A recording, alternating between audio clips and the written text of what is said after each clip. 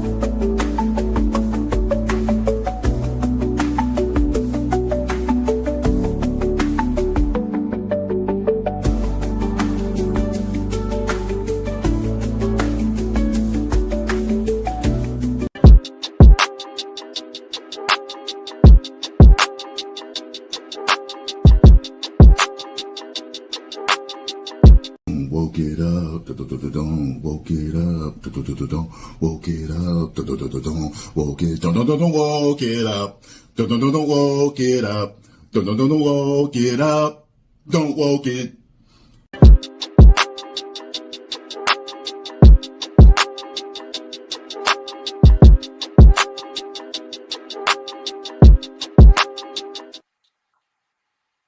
Yo, what's good, everybody? What's good, everybody? Welcome back to another week of the Dynamite Review.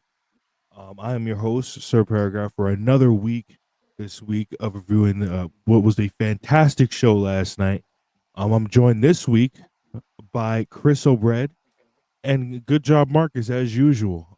Chris is making his return for now to the Dynamite Reviews because of course, as we know, everybody was explained last week, Chuck got a job. And so she, unfortunately, her job does not work with the schedule for the podcast. So, of course, she had to push back her schedule on Thursdays and basically open up a slot. And Chris O'Bread, who's been excited to make his return to podcasting recently, has, of course, filled that spot. So, Chris, I'll start off with you. How are you doing today, brother? I'm doing pretty good. I appreciate you for asking. And yeah, Monty came to me a week or two ago, and he was just like, "Yo, we missed having you on the Raw review, and there's a spot open if you want to come back." And I decided that I did want to come back. Dynamite's good, so my love for talking about AEW has kind of came back. So yeah, I'll be on here from now on. If Dynamite is bad a week, I'll mysteriously get the flu or something. So yeah, hopefully these Dynamites are as good as were tonight. Yeah, no, last like I said, last night was a good show, especially with the opening of the show. What happened in the opening and the beginning, basically from beginning, middle to end. I feel like Dynamite was a pretty good show last night. Marcus, you had some very strong opinions about the show on the timeline. How are you today? So I'm doing good. Dynamite's good again. It was a hell of a go home. I enjoyed everything about it, from the atmosphere, the fans, the venue, which was looked great on TV. All the damn tag matches they had. More road twos on these go home shows and just on TV. Period. They got a good cast of characters right now that's really doing some good work. And I'm excited for Revolution. Yeah, it seems like to me AEW is kind of adopting the style of the road to tags that New Japan have kind of done for like a long time now. How you see, so let's say like you'd have Okada versus Naito at like a pay-per-view or something. Like he's not there anymore, but you would have Okada versus Naito at a pay-per-view, and then you would see like Okada, Goto and Yoshihashi versus like Naito, Yota Tsuji and Shingo or something along those lines. And you would get those road two tags on the show leading into the show in sort of a, and you could get previews of these matches in the match. So like, and it's also for them to get reps and stuff going into the match, and you can get a quick sneak preview of what to expect at the pay per view. Most of the time, it's worked. Half the time, it hasn't. But with Dynamite, we saw some spectacular action and some spectacular previews to what looks to be a good Revolution show this weekend.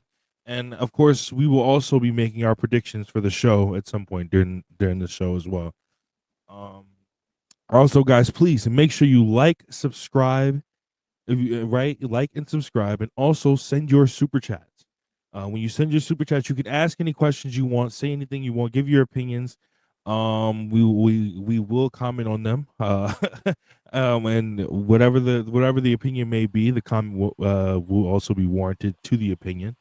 But Facts. make sure you guys do send in your super chats and ask your questions and shit like that. I guess I'll start. We're not gonna go like, oh my god, this segment happened and this segment happened, of course. But I guess the biggest talking point of last night's show, um, I can't really figure out what the biggest talking point of last night's show was. Like, I have the rundown in front of me. Obviously, I'm a professional, but what would to you guys is the big? Because I seen the Swerve and Ricochet points at points being the biggest talking point on my timeline, and then I seen of course the women's match being one of the bigger talking points.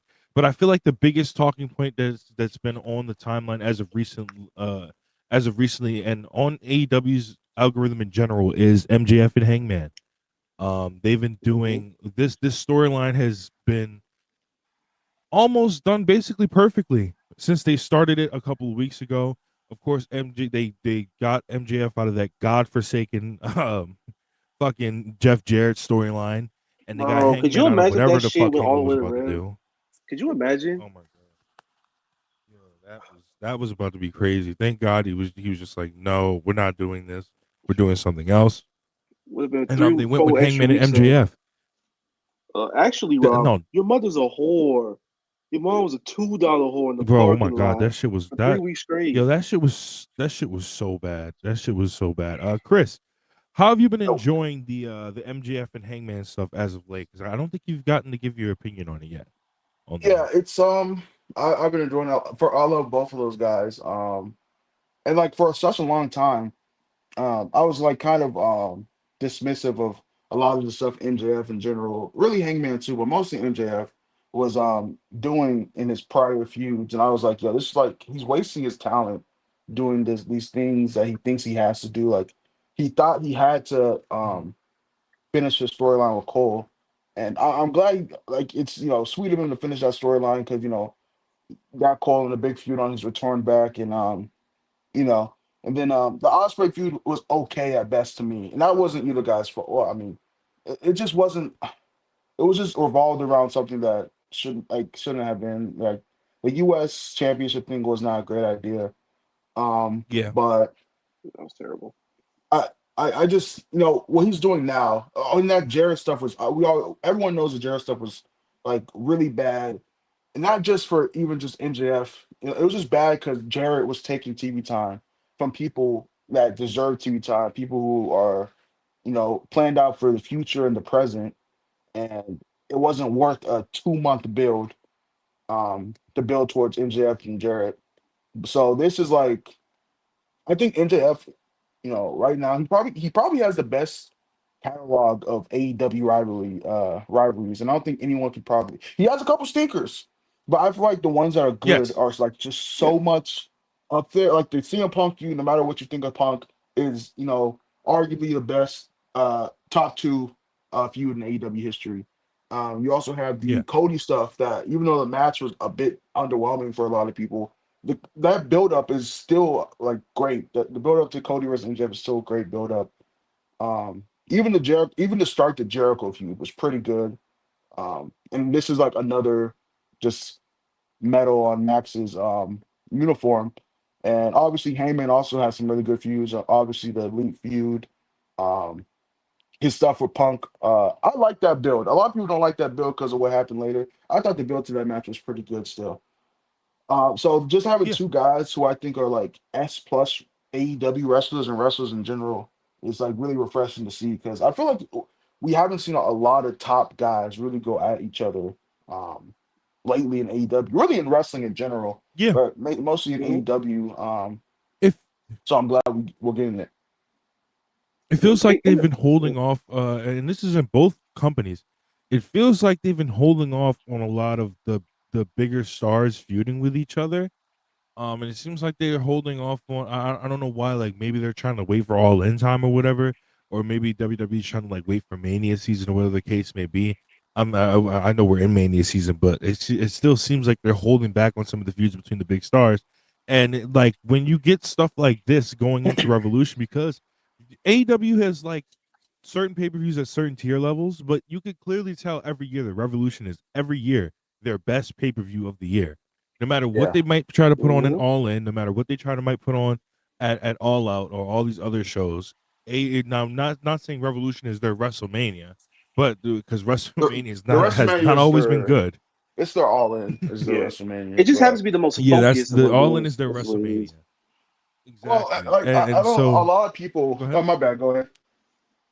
Oh no, go ahead. No, I What was were you just saying? saying a lot of people have kind of figured out like the kind of Revolution time is always like the most productive and funnest and best book stuff, and then it Yeah, kind of flounders because TK he doesn't just run AEW, he also runs Jacksonville Jags was his father, So like he has to worry about the draft and all that stuff. Yep. So I think people have kind of realized that Revolution is always going to be the peak of the company year. But the way it's looking, we're setting up stuff for the future, and it looks like we're going to have a pretty smooth year from here on out. I hope, at least. I hope Yeah, so, bro. I hope so because it's shaping up to be a pretty good year.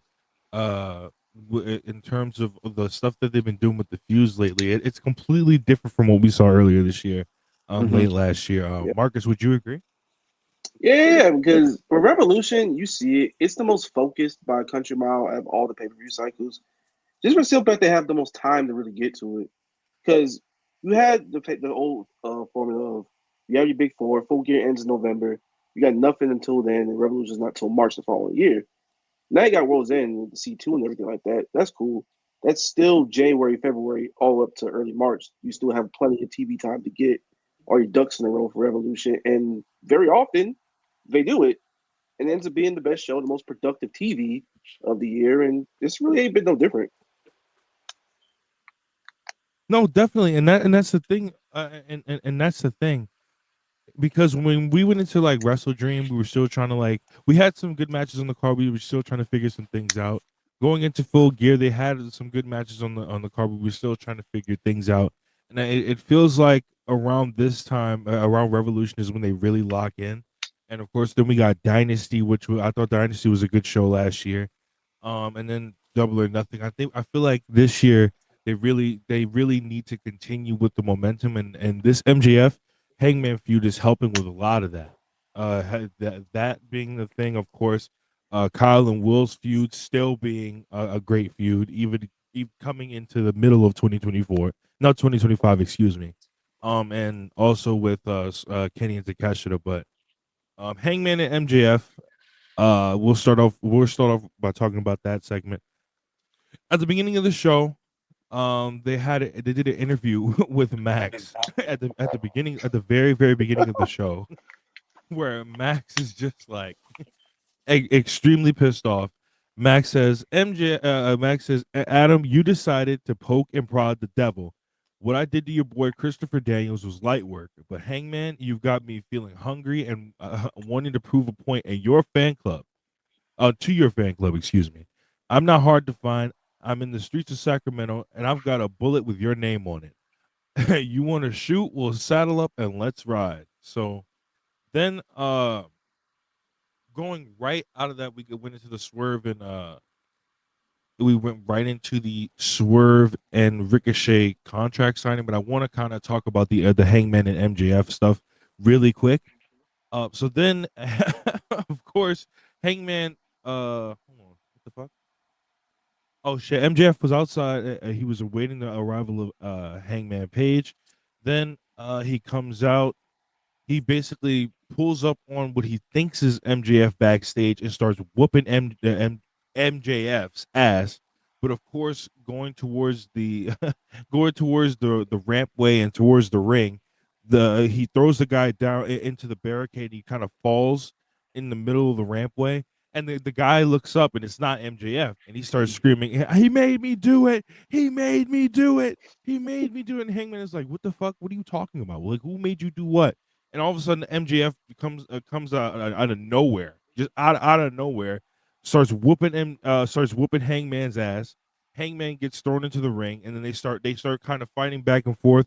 Eventually, Hangman gets the upper hand and gets on the apron and gets set to do the buckshot lariat. But of course, when he lands with the buckshot lariat, MJF with one of the nastiest low blows I think I've seen in That recent shit memory, was just crazy. kicks, just straight up soccer kicks him in the fucking balls, and then pulls out the ring, is about to hit him with the ring, and then Hangman fights him off a little bit, but then eventually MJF ends up hitting him right in the fucking dome with the ring and knocking him out, and then MJF takes the fucking microphone, right, and everybody's like, of course, like, what is he fucking talking? Like, what is he about to say?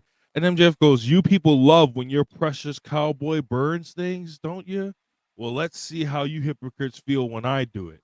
Now, of course, and when this shit happens, I'm starting to think, like, what is he fucking talking about? Like, Like, he not put this nigga is on he gonna fire, sit is he? here? Is he like, right? Is he gonna like like set his like truck on fire or something? Like, what is he gonna go find his truck and set him on fire? No, MJF pulls out lighter fluid, straight up lighter fluid, and then goes in the ring. And while Hangman is still knocked out from getting hit from by the ring, he starts pouring the lighter fluid all over Hangman. Completely bathes Hangman in lighter fluid, and then oh wait, sorry, I just You got told good? something. I'm What the yeah, fuck? You all I'm right with it? somebody. No, somebody came in and told me something. I got distracted. My bad. But yeah, They set no, you on like I fire. was saying, he started. Yeah, exactly. My bad. He started pouring lighter fluid all over him, and then he took a lighter. But of course, before he got to actually set Hangman on fire, the security guards came in and stopped him. Chris, what did you think about this whole piece of business? This just everything from the beginning of the show with MJF's interview to the part where he was literally about to set Hangman on fucking fire. I think this was like the strongest segment of their feud so far. And that says a lot because they've had some really good segments.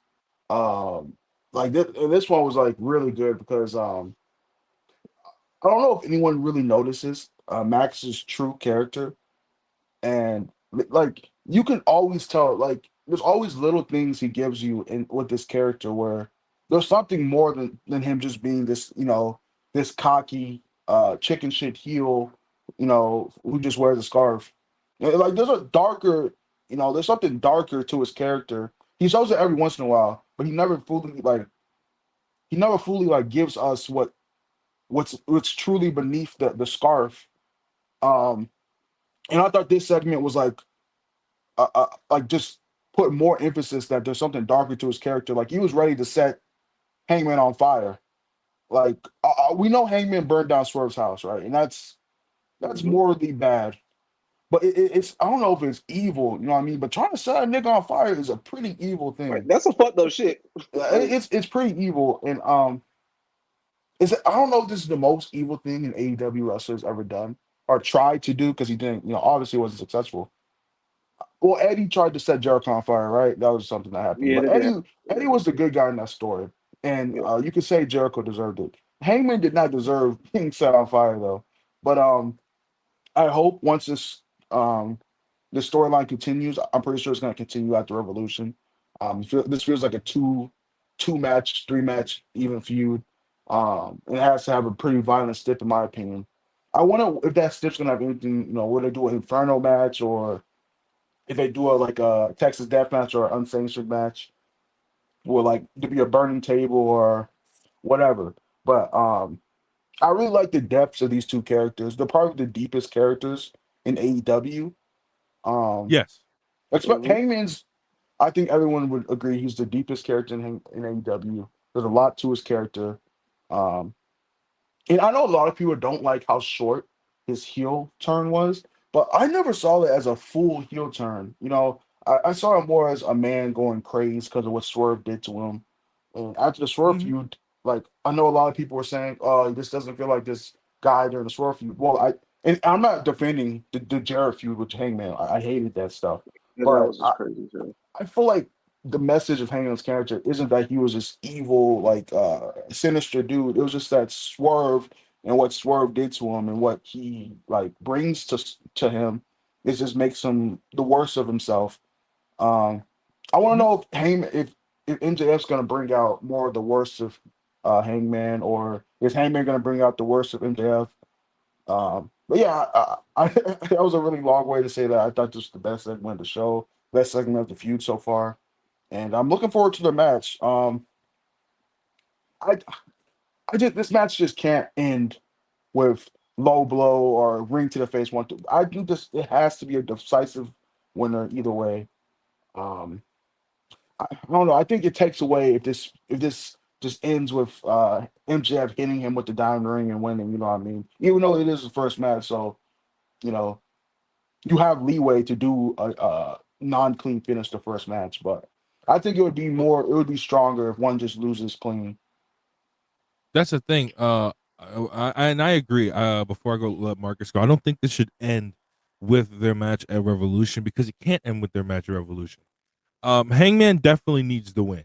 He had the Wrestle Dream he lost, Full Gear he lost, and then he just lost again at World's End, and he hasn't won a single pay-per-view match since All Out, and All Out doesn't even count because it was an unsanctioned cage match or a lights out cage match. So with that being said, I think that, like you said, with Hangman bringing the worst out of MJF, I think a clean victory over Hangman over MJF, excuse me, this weekend should bring him to his breaking point where he's just like,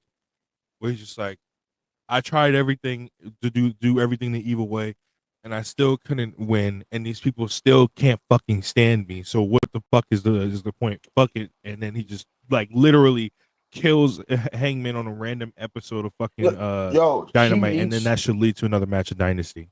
he needs to. Well, I don't know if this is.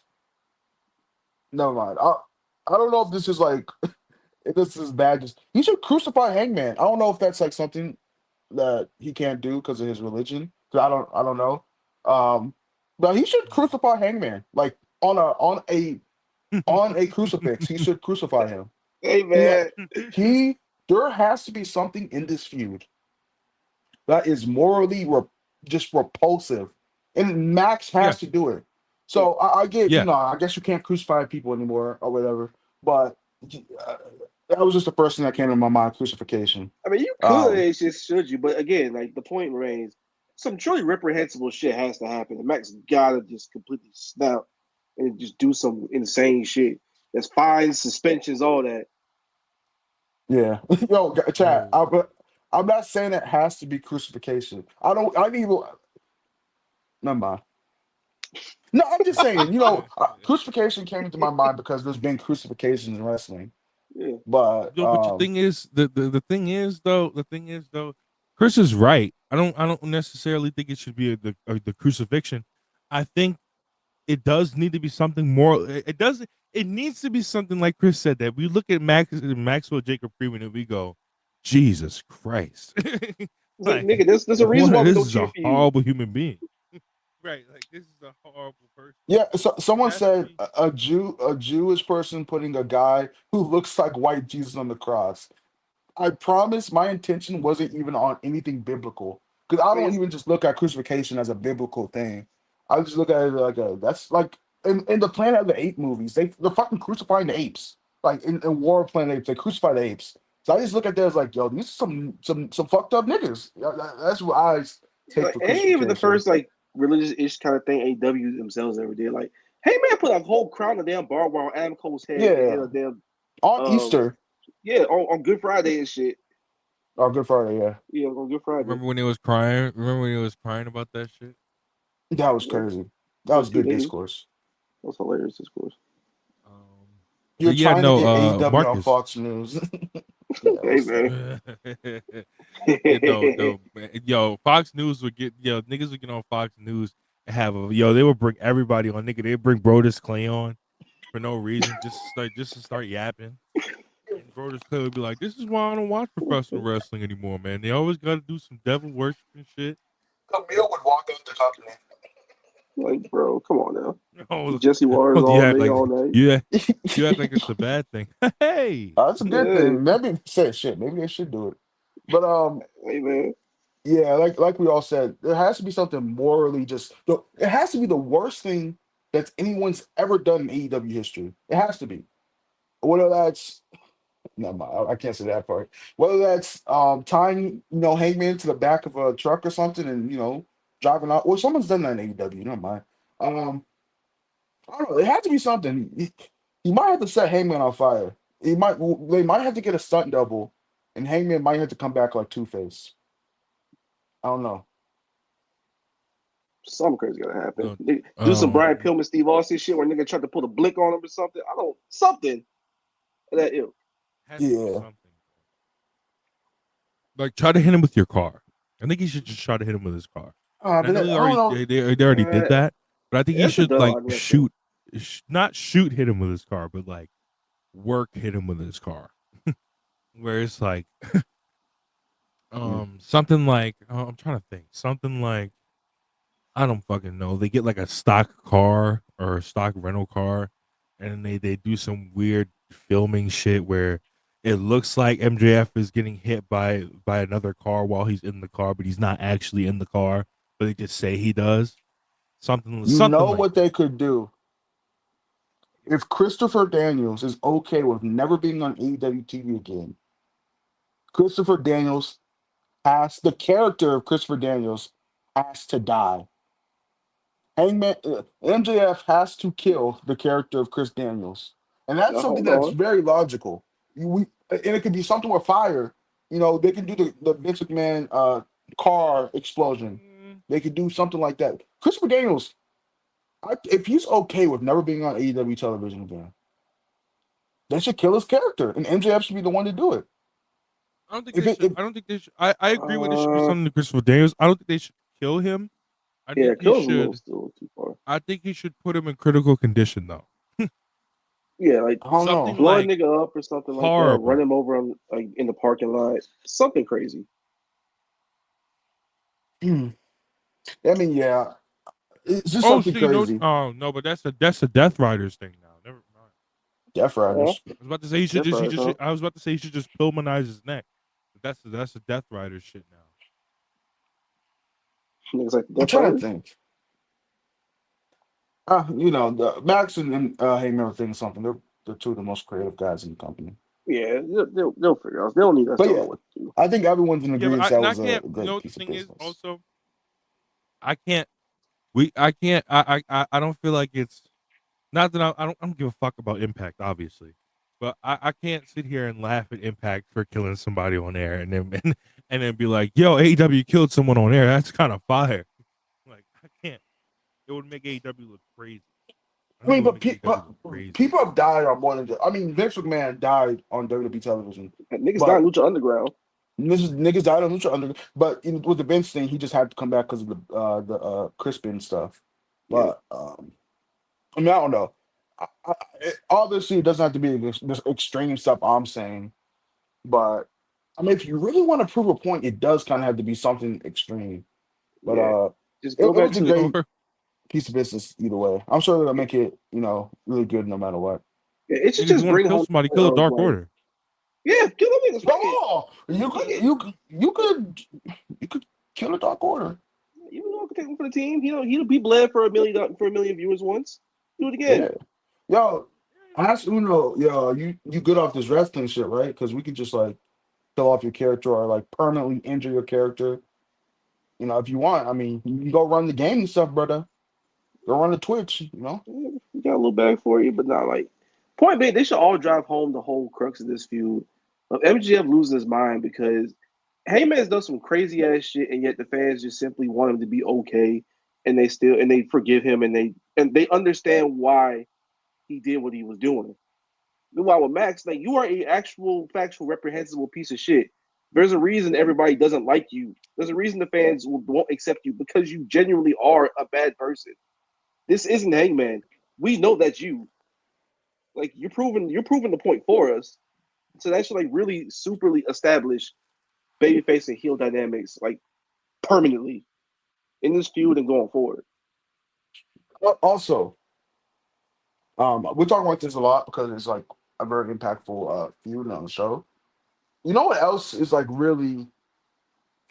I think is really gonna get Max to really just show his true colors and just show like the rest of respectable. Is that a word? Despicable. Despicable to me. Despicable. Despicable things that I don't know, despicable things that he can really do.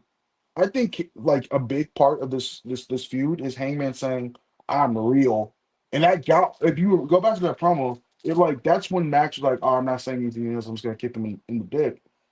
I I feel like he knows like his character, the character MJF knows that he's not real, and the fraud he's putting up, like I said, the cracks be showing, and they're gonna keep showing as long as he feuds with someone who's real, authentically himself.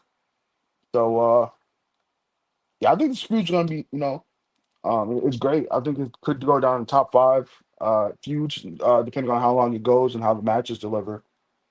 Yeah, and also one thing I will say about this is that they've kept them apart for years. Like they had the Diamond Ring match in like 2019 and shit like that.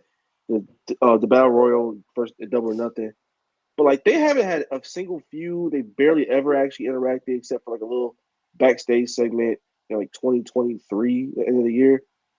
Like keeping them apart for this long and allowing them to really build up their characters, and at a time where both of them are at a crossroads, and now like the company needs them to really get this shit going because it's the most exciting thing they could do. It's the biggest, most fresh matchup they can possibly make. And then just for these characters in general to get them on track is okay. This is the time for Hangman to really establish. Yeah, all that crazy shit I was doing. You're right. That isn't who I am, and y'all understand it's not who I am. And again, the whole heel thing had a lot of potential, but the way they've gone about this so far and turning it back to a babyface and just establishing, yeah, like that wasn't him. Niggas was right when they say you can be angry all you want, you can turn to the dark side, all that shit. It's not really gonna help you be who you need to be. Like we just need Hangman Page. We want Hangman Page. And this is the best thing they could have possibly done. This is the best timing that they could have done this feud. I agree. No, definitely. What the fuck? Rob, Anyway. why is your Are you screen dark? good? What the fuck? Are you okay? Yo, am I good? Hello? Yo, Yeah. you here? You just run up Yo, on I'm me, still what's here, up? right? Okay, Yeah, sorry. you I are. don't know what just. Yeah, this fucking light that I have just goes off randomly at random times for no reason. Sorry. Yeah, no scratch for to kill your ass. Don't know what that was. Yo, yo, I was like, what in the fuck? I was like, did my power just go out? And then I realized the TV was still on, and I still heard y'all. So I was like, oh no, I guess not. That's the SpongeBob episode where that damn light kept going off and there was in the Krusty Krab. Bro, I was like, what the fuck? Anyway. Nosferatu. At night. No, but guys, we're about to get into some super chats. So make sure you guys get your super chats in. Ask us questions. Anything of the sort.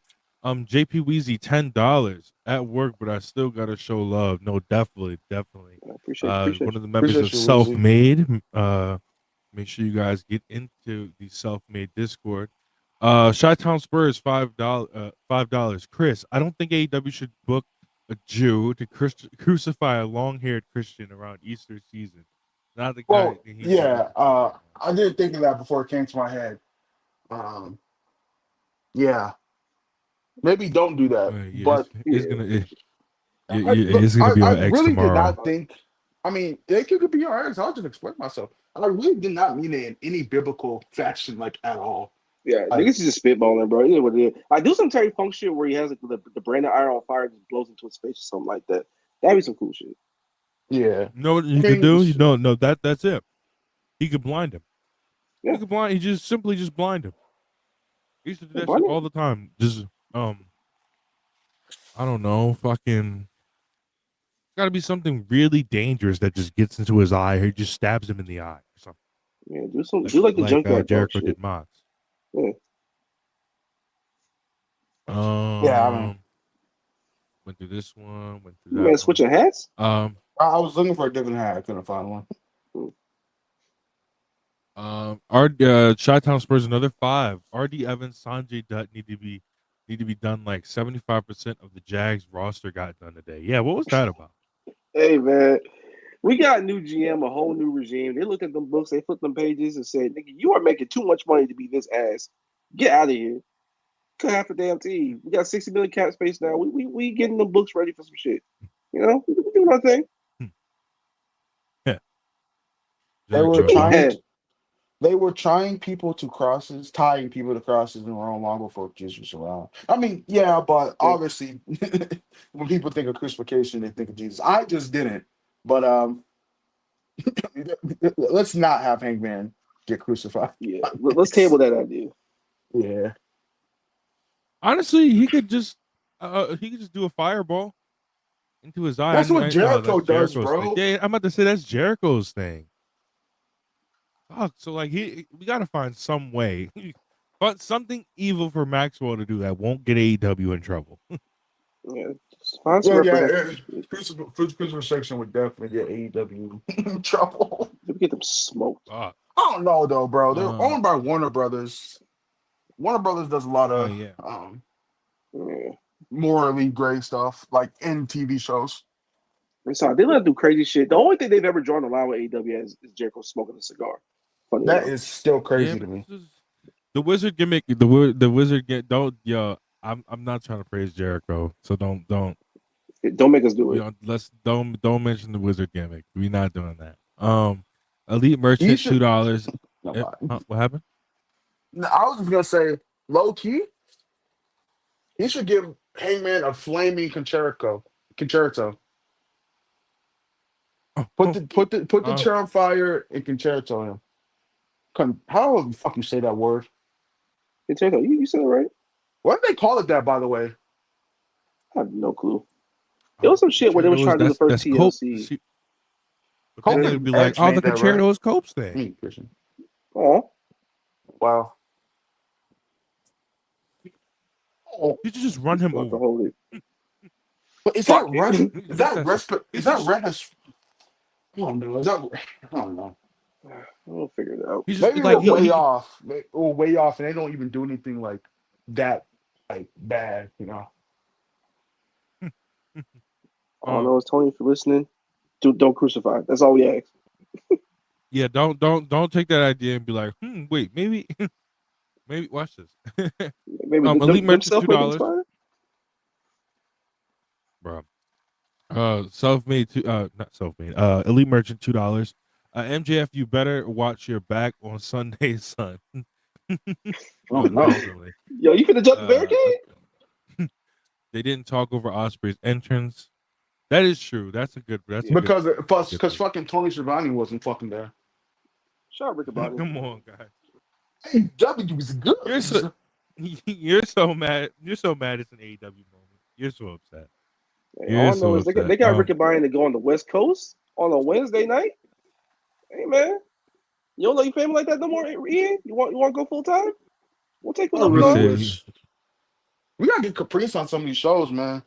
Yeah, like I like when they had him on that one Dynamite when Willow was coming out as TBS champ. That was cool. He did a good job. Yeah, that's right. I would do this.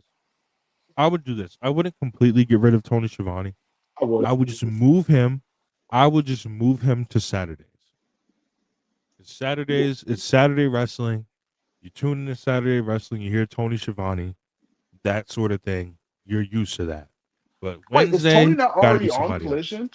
He's a main Collision already. Yeah, Yeah, Tony no, I would Schiavone should just not be move doing him. Just two keeping it fucking relevant. shows. He should not be doing two shows, bro. No. Let's just Yeah, play you by don't want play. to, bro. You're gonna end up having him with JR Burnout, bro. You're gonna start just calling it WWE Wednesday Night Collision. That shit was crazy. But that, like, have him be a host on Dynamite and conduct like interview segments in the ring and stuff like that. And when somebody got to push that red button of beating the shit out of Schiavone on TV. One of these heels got to do it one day. You know, some moves. But the thing about Tony Schiavone is, back in the day during in WCW, he didn't really call moves then anyway. Yeah, He was never just called there. moves. No, not at all. Yeah, today for that. He just called Van Hammer matches, so I kind of understand why he hates wrestling. Izzy Barr 94, $2. What's your guys' match of the night and worst match of the night for Revolution? Y'all know my worst match of the night. Don't ask me. Hey man, y'all know my worst. Y'all like them? I would say something, but the liberals will get on me, so I'm not gonna say my actual thoughts. Y'all like tattoos? Like doing 1980s cosplay? Y'all fuck with that? I'm not even counting that. That should just be 5 minutes. If it goes over 5 minutes, it's a fucking. But you know what I'm scared of? Anthony Bowens quote tweeted a tweet saying, "Oh, they did the same to me and Max." They better not try to have a fucking epic to get the crowd behind Outrunners, bro. I'm so scared they're gonna do that. I don't think Bobby Shelton and MVP would go for that, so I think we're good. Yeah, hopefully, and it should just be a nice little squash to keep the pay-per-view going and shit. If they're gonna have it on there, just call it a day. This has to be in between Fletcher and Osprey and Omega, Takeshita. It has to be in between two great matches. Yeah, and speaking of best matches, I probably say Omega Takeshita right now just because I think it's gonna be a really storyline rich match in terms of what Kane's gonna do in there. Osprey and Fletcher just gonna do some crazy shit in that cage. Bro, they're going. Osprey is going to try to die in that cage. He's doing the sky twist off top of the cage, 100%. Oh no. Which he should not. He should not do that. By the way, No, don't, Osprey, Will, don't please. do that. Like, Every we time lost. somebody in AEW or somebody in wrestling has tried to dive off a cage in the last few months, it has not worked. No. You should probably. Bronson You know what you should Reed. do? Go ahead. Actually, I was gonna say you should do a high fly flow to a stand, like, but not one where Fletcher's like laying down. It should be like, a standing one where Fletcher is standing Yeah, and high no. fly flows him. Yeah. Or Yeah, something that'd like be that. I agree. Yeah, he's athletic enough to Should be get one it. of those. I think Cal will catch him.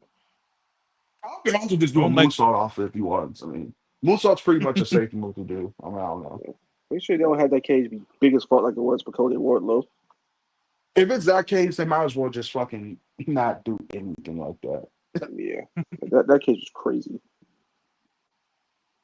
Somebody said Young Bucks return in Staples. No, definitely. I hope so. Especially hope so. it's I gonna be like definitely- a short match. So I Yeah. think the Bucks are gonna return. Turn to LA. That just sounds right. Yeah, bro. Because it doesn't. It doesn't. Outrunners versus the Hurt Business to me doesn't sound like a match that goes past 5 minutes. It just doesn't. Like it just. Yeah, man. They wrestled in a 15-minute banger. I just don't, bro. The thing is, the Outrunners might be good professional wrestlers. We'll just never know because Nah, they're they're too pretty bad. dedicated to the bit. So we'll just never know. Mike Zimmerman, $5. Unpurist Coded Dynamite reviews still peak. Need that Swerve dub Sunday. Yes, sir. Mox, Mox, go home and get your fucking shine box. A real world champ is coming. Yo, Yes, sir. Swerve has to be Mox, right? Speaking of that, Swerve has to be He has Mox. Yes, 100%.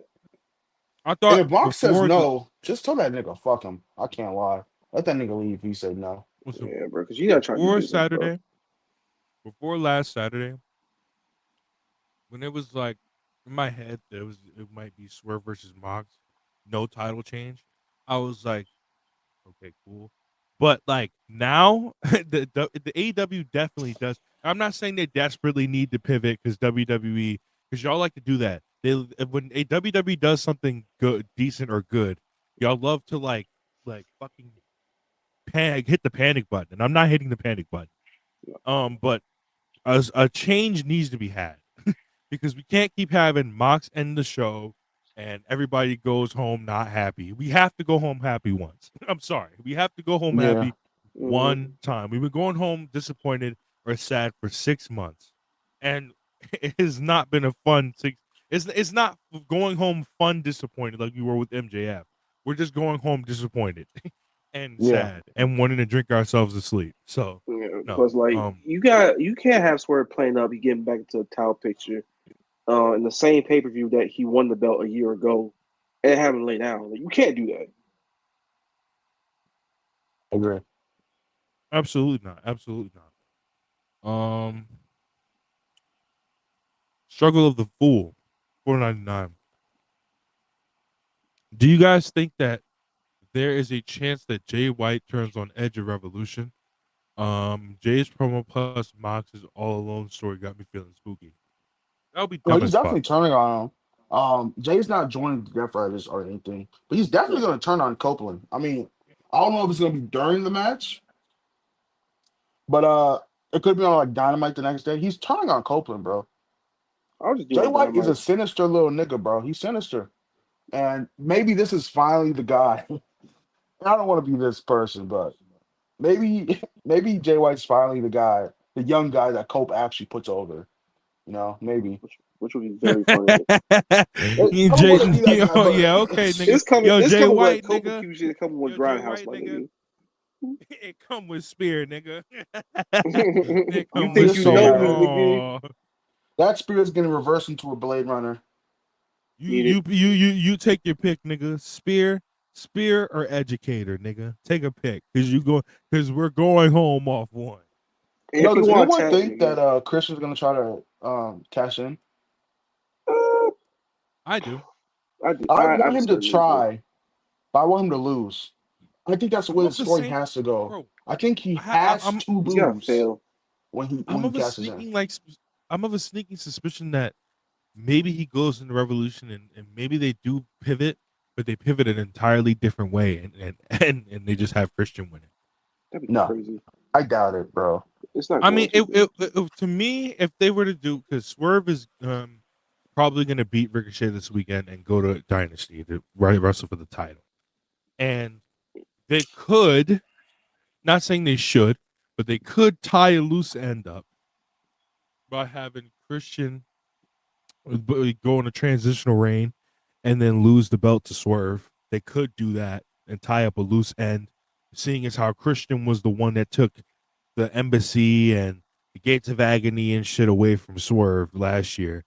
But at the same time, he beat him. So Yeah, like Swerve already you beat can't, him, yeah, so like yeah. So you Yeah. beat him. So there's the so I don't know. I, I could see an ending where Christian cashes in. However, do I think it's happening? No, I don't think it's happening. Nah, I doubt it is. Um, Besides, he should just fail it, and Jay should do the turn after on the Dynamite after because it'll fuck up the match. It just wouldn't really flow too well. And y'all know honestly, damn well he was gonna turn back at some point. It's Jay White. Don't trust that nigga at all. What are you doing? when is this? No, no. Correct me. When is this chip from? This is from All In, correct? Yeah, from the gauntlet. Okay, and All In is in 2 months. No, 4 months. Yeah, season Excuse me. wise. Yeah. 1 second. I'm trying to think because if it has an expiration date, which it should, if this is their Money in the Bank now, it should have the expiration date of this year's All In. So you could maybe have Christian cash in, like, hey man, it doesn't have to always be a long reign when somebody cashes in too. Edge's first cash in, Like 3 no, weeks. his cash in on the Money in the Bank on Cena, with it being the first one, only lasted like 2 weeks, but it's still He memorable. dropped it Everybody still immediately after talks about it. Rumble. Yeah. Yeah, so like And y'all everybody niggas still know, so Christian could win. y'all niggas knew John wasn't losing back then. Nah, you know that shit what happened. Go with That nigga STF, John you say nigga. yes, so the nigga John say yes, so the boss is called. I'm gonna need my belt back. My chain gang soldiers need to be happy again, brother. They come with STF, I'm you gonna need my belt back. now. All right, we went through this one. My match of the night is probably gonna be Kenny and Takeshita. I don't think and while I know Okada and Brody is gonna be good, I know Osprey and Fletcher is gonna be amazing.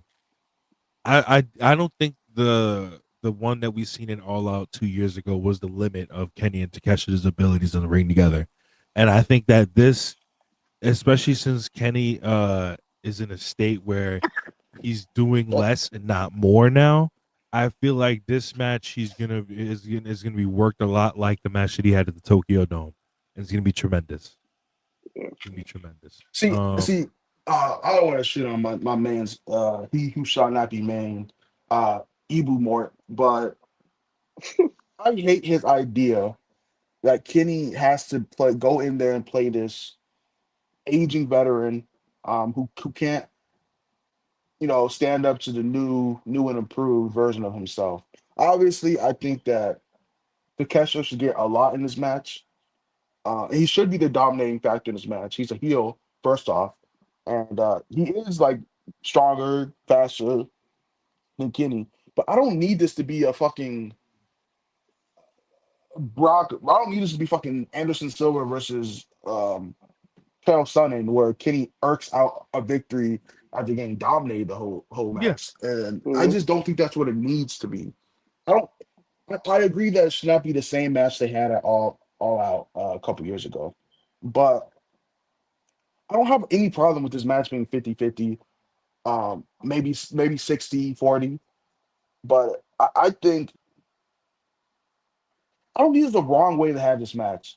So I don't like the way that, and it's not just Ebro. I've seen other people say this too, that Kesha and Kenny had to have this like Brock Lesnar version beatdown because Kenny in AEW lore is still considered like the best wrestler in the company.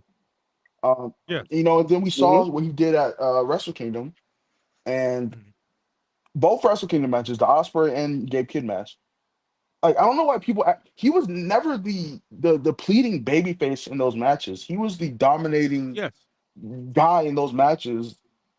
So I like when people say he should. Even the Gabe He Kidd doesn't match. Yeah, the yeah, game Gabe came Even out the Kidd. was Gabe Kidd Gabe match. horrendous. Kidd was first of all, Gabe Kidd was getting cheered over Kenny, because Kenny was playing heel. Not even really a heel, more like just a oh, I don't care if y'all like him, I'm gonna still beat his ass type of guy. So it can be something like that. I don't know if they're gonna get that long, or they're obviously not gonna get fucking 40 minutes. Um, but You I think? think I don't think it was a bad way for them to have this match. Except for a boring fucking dominating match. That's just not what a hot LA crowd wants to see. Like everyone was complaining about Takeshita doing limb work and all that. So why now does he have to physically dominate and fucking make sure Kenny's on him out all the time? Yeah, and besides, like, Their match at what the fuck is it called? All Out 2023 was like sub 25 minutes. yeah. It almost reached a 25-minute mark. So we might. Oh, we might. What were you about to say, Marcus? No, And I'll say what I was besides, about to when it say. comes to like the way people talk about Kenny Omega needs to work this, needs to work that, I'm not telling Kenny Omega what the fuck to do. First and foremost. Second of all, y'all niggas, what Kenny tried to do this shit before when he first came back from the injuries, and y'all was like, yeah, I don't want to see that. Like, Yeah, like bro, every time Kenny comes back, he does this thing where he acts like it's always the same thing. He acts like he can't hit that you can't escape. And that's how you know the match is gonna be worked. Like, oh yeah, I'm this guy who can't, really do what I want to do. Like, and this was a good way of doing it. But I don't just because that was good. Like in the trios tournament, the first trios tournament for the trios titles, he was building up his Terminator dive for 3 matches. He built it up until and then he only hit it at All Out. Right, but that's just yeah, not something we can do here because Kenny has not had a lot of matches on Dynamite building up him not being able to like hit the one wing games or not being able to blah blah blah. yeah. Besides, we saw a nigga at the No, dome look like Kenny Omega still. So I'm not trying to have him that's. look like a shell of himself for the sake of a story. I think that's the best version of Kenny Omega. To be honest, uh, is the kind of Kenny where he's in the match, right? And the way he worked the Wrestle Kingdom match. I feel like not Wrestle Kingdom, Wrestle Dream, whatever the fuck it's called. That's, okay. Versus Gabe, where he's like the cocky veteran at first, Wrestle and he's Dynasty. like, but he's in a Wrestle Dynasty. Damn. But yeah, no, where he's like the cocky vet, where he's like, I am the greatest wrestler of all time, and he's working the match like he's the greatest wrestler of all time. Like Gabe can't get the upper hand on him for a minute. He knows all the counters, he knows all the moves, he knows all the ways to get out of the moves, and but then he gets caught up.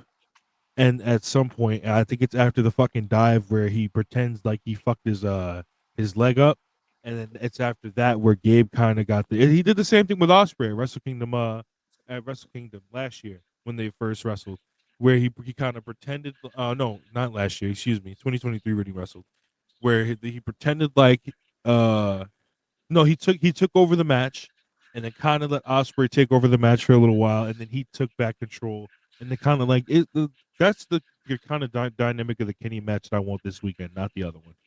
Right. Elite Merchant $2. Go to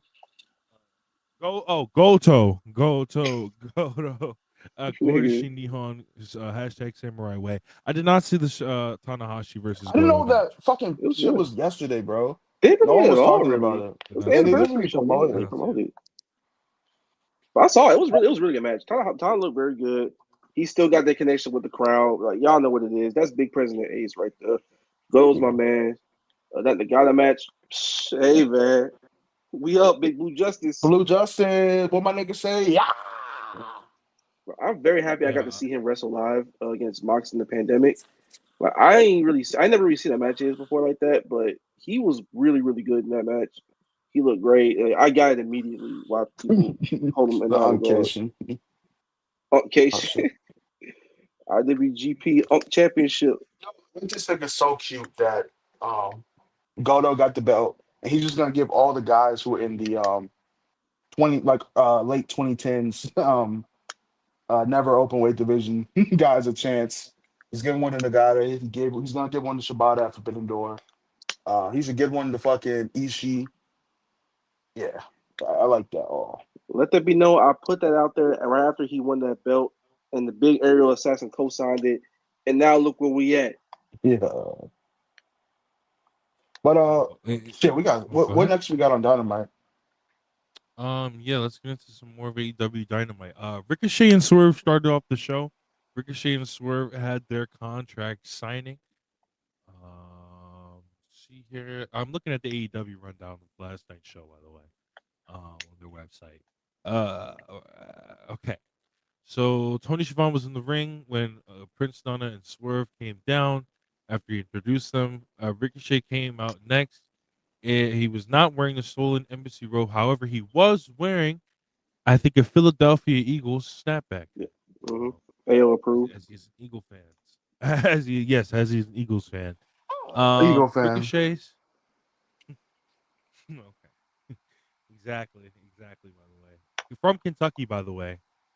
Yes, But nigga, pick a struggle. The Bengals Nigga, right there, my nigga. exactly. go pick up a Wildcats hat, nigga.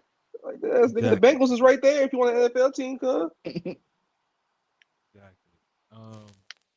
Ricochet, you'll see the robe on Sunday. Don't worry. Let's just say it's getting some upgrades. I know that you don't have done plenty of these contract signings before, but they didn't end up well for you. Did they? You're lucky that I'm even here and giving you a rematch because I should be done with you. He said, you were the one that stuck your nose in my business.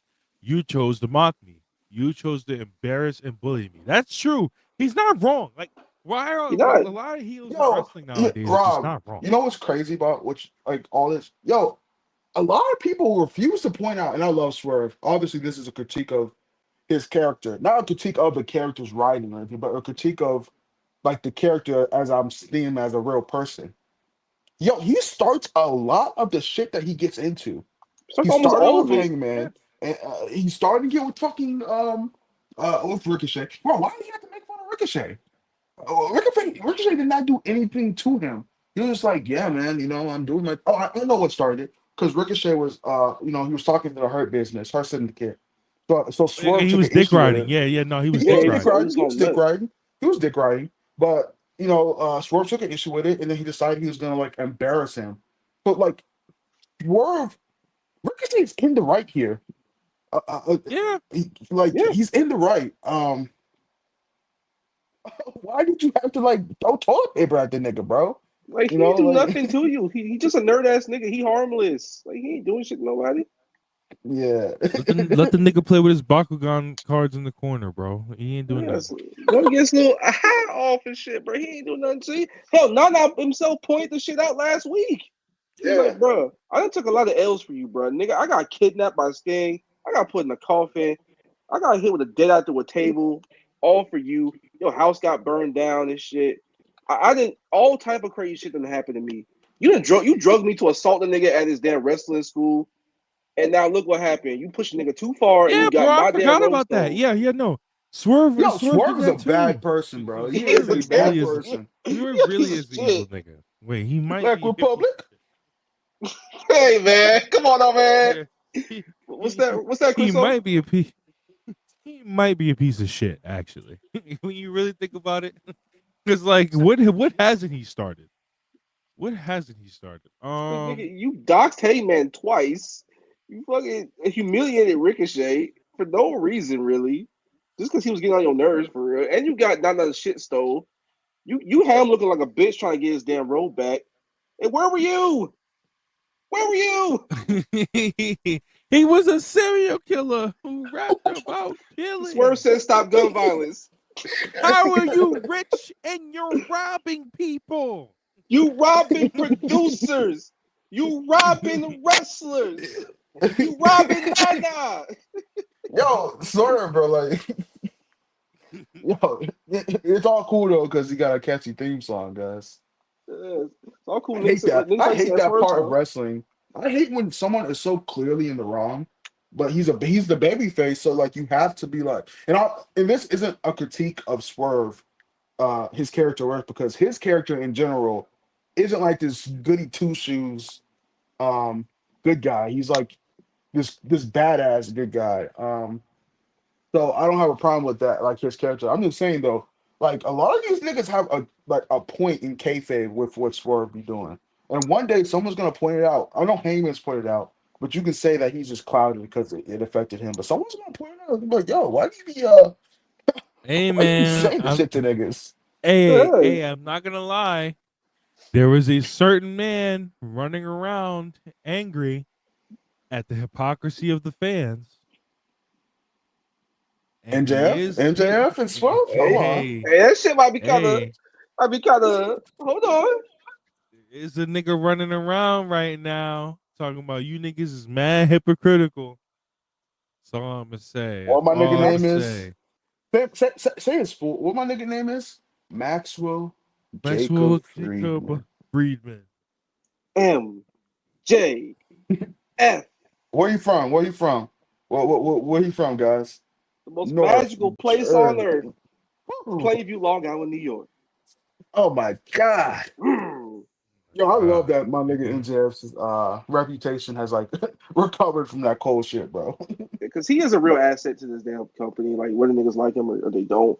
We all know we didn't have our issues with the shit he was doing, but when he locked in like this, like he is a real genuine asset to the television, to the pay-per-view, like all that shit.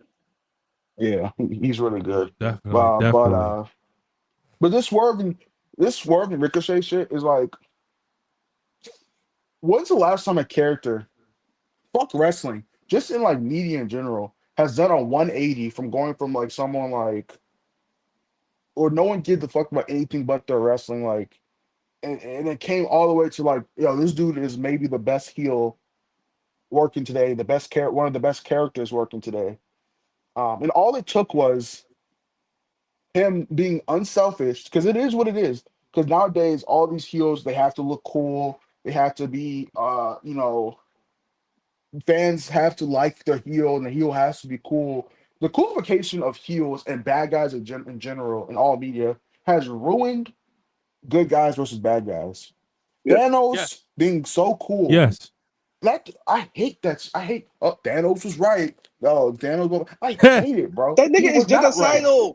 Like that nigga ain't right. He was not right, bro. He is a genocidal fucking madman. Yeah, if you And, read the comics, you look at him crazy. He was just trying to fuck on Death. What is? and I hate it, bro. I hate it. And I'm so glad that Ricochet is obviously Ricochet's a little corny in real life, obviously. But bro, who cares? A nigga likes anime, and a nigga, he used to have his hair straight. He used to be, want to look like, his hair was a little straight, But Yeah, yeah. him just being like, yo, fuck it, I'll go full No, doofus, full that dork. face was crazy. My Nigga like a opinion. tonight's Yeah, now fall for Huh? you ass nigga. That's what he look like. Yeah. but I love dorks, villains who are dorks and villains who are so obviously like not cool, so obviously like someone you wouldn't want to be, because like you should not want to be a villain. I'm sorry, you should not want to be him. You should not want to be friends with a villain because they're bad people. So making someone so cool that you're like, it's like they're cool. It's like a detriment to the genre, So I hope No, more people see the success of Ricochet and be like, hey man, maybe we don't have to be uber cool, as a bad no, guy. definitely, and that's the thing. I think that's also the thing with this shit going on with Ricochet, because I feel like I said it a lot of the time before he left he left the WWE last year when we were reviewing Raw. I just felt like he never really got a chance to like show who the fuck he was. I felt like it kept him to a certain stigma with WWE fans, and it's just like, bro, no, like a lot of these guys never really get the chance to talk. Now, some of them that got the chance to talk, they were pretty bad. Don't don't get me wrong. Yes. Some of them some of them needed that mouthpiece. Okay, Mhm. but with Ricochet, he's not. I don't really see him as a guy to need the mouthpiece. Now, do I think he should add to his presentation and add something to his presentation? Yeah, I'm not saying he should come out to no crazy entrance, but bro, he should just bring Samantha on TV, bro. I think the my wife or my bitch is bad gimmick should go to should go to Ricochet. He Yeah, come also out there y'all talking so his shit, mad shit. be Yeah, and being mad corny, and this is the reason why he's being mad corny and being mad obnoxious and being mad annoying. He's like, nigga, I could be mad annoying and mad obnoxious because my bitch like it though. So like, but cause so I don't know. I I, feel like I he should add that would add to his character a little bit. Yeah, I mean, Samantha wants to do it. That'd be cool. I see yeah. Cause some like people also saying Max Caster is that kind of character. He is. Max Caster has done a great job with his new character, the best wrestler in the world character, being a dork and being a loser. The difference between him and Ricochet is though, Ricochet, even though he's a dork, he's meant to still be seen as like a threat. That's why he did the thing with the scissors, and he's beaten Swerve twice. He's supposed to be dorks can be threats. Like you could be a threat and not cool. So Yeah, like yeah, he went on some it was American a good. Psycho shit when he got pushed forward with the toilet paper and on Yeah, Dynamite he fucking murdered Swerve. They came out with the mhm. American Psycho looking fit on some fucking Rick Murray from the Grassy type junk. It worked really well. Yeah. So that's the yeah, thing, it and, was a good that's segment. the thing. That's yeah,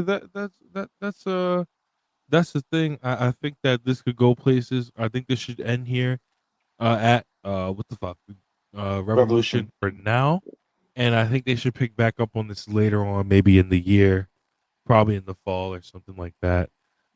What else? What else? What else we got? The 8-man tag match from last night, man. This match, well, bro, all-star tag matches. I know it wasn't considered an all-star tag match, but I don't care. I'm gonna call it one anyway.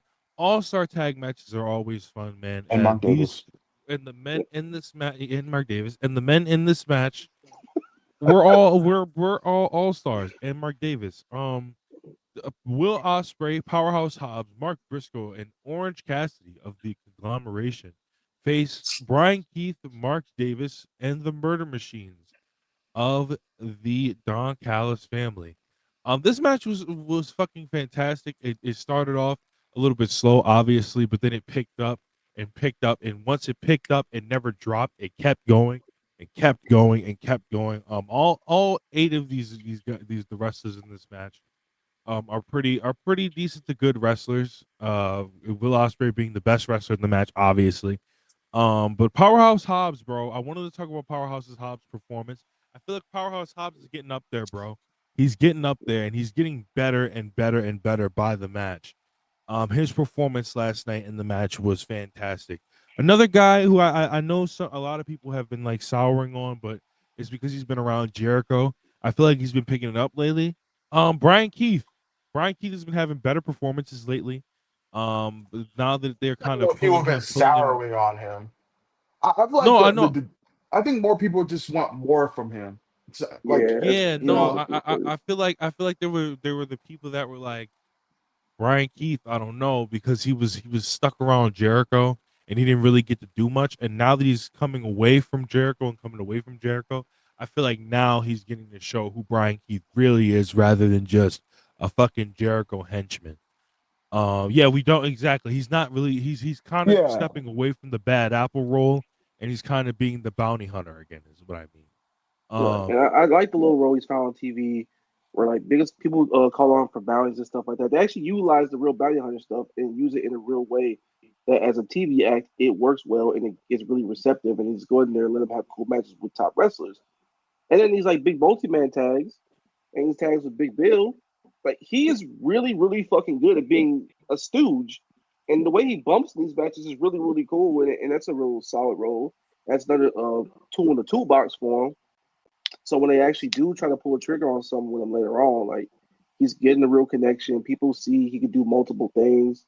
And it's gonna pay dividends for him. yeah. I think after this Jericho learning tree shit is done, and I think it's gonna be done relatively soon. Um, I think he's shown that he can be on TV weekly, bi-weekly, whatever. He can at least be on Collision every week, right? Right. And mhm. hopefully Dynamite too. I think he's shown in these last 3 weeks that he can be on TV without Jericho and still get heat. And if you want to go the route of him being a babyface, which I don't think they're going to do because it's a bounty hunter character. So just go the route of him being the bounty hunter. You prove that it's a good idea. People are hyped for the Will Ospreay match. Like people were like, "Oh, that's a good concept that they put a bounty." Don Callis put a bounty on Swerve. I mean, not Swerve, Osprey. And I think they should. I think more people in AEW, like this would be a good part of his gimmicks, right? More people in AEW, they have problems with maybe lesser guys where BK can beat. Um, and he'd be like, "Yo, you got a bounty on you. I want that bread." And he can win the match or lose the match, whatever. And that's gonna be a way he can carve his. I don't know. I know a lot of people watch Lucha Underground. I don't know if a lot of people remember this, but King Corno, formed like now known as Santos Escobar, he had a bounty hunter gimmick. King Corno was a Yeah. bounty hunter, and he would bounty hunt, and it was one of my favorite parts of Lucha Underground. You know, Santos sucks now, sadly, but Brian Keith doesn't. So him having that gimmick would be pretty cool. Yeah, I I feel agree. like And I feel also, like another thing he should add to the bounty hunter gimmick. I feel like the bounty doesn't just need to be wrestlers. I feel like the bounty needs to be set on some championship gold too. I feel yes, like you could do a story where leading into, but you'd have to actually invest in it on Ring of Honor, and then they just don't do that for whatever reason nowadays. I know they've been doing the lucha, the CMLL stuff, and that's great. But I think that with like the Ring of Honor TV title or something, with the international title or something, I feel like you could have Brian Keith set these bounties on these championships, and I feel like that could add another dimension to his character where it doesn't just have the bounty just doesn't have to be on wrestlers. The bounty could be, oh, I'm putting a price on this, but somebody putting the price on the fucking world title for whatever reason, or putting a price on the fucking, I don't know, TNT just title. something along the like the TNT title or something like that, and he goes after it. So Yeah, I think that could be added to I his mean, character. what we're saying is, I think we're all saying the same thing. We want Brian Keith on TV more, and it does Yeah, not have to be with Jericho.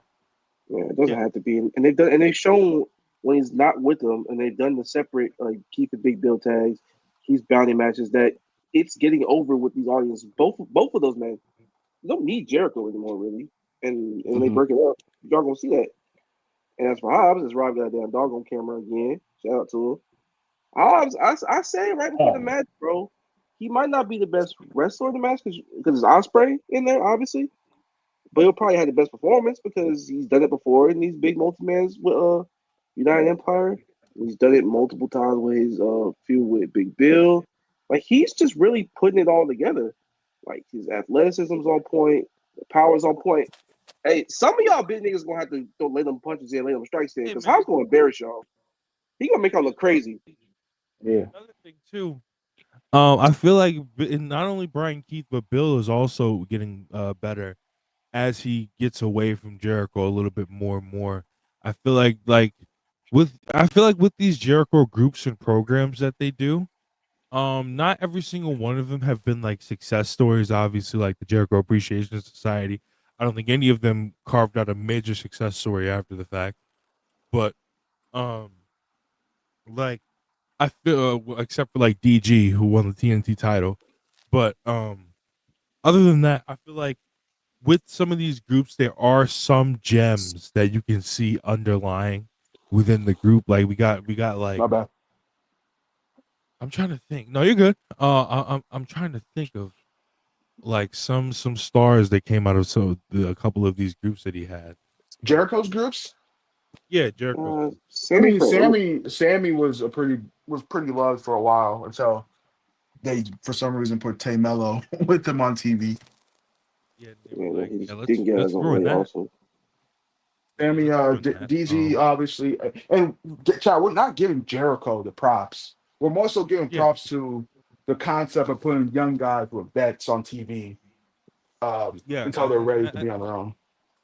and I think that putting Bill and putting Brian Keith in that position at certain points did hurt them, but I think in the long run that it will help them.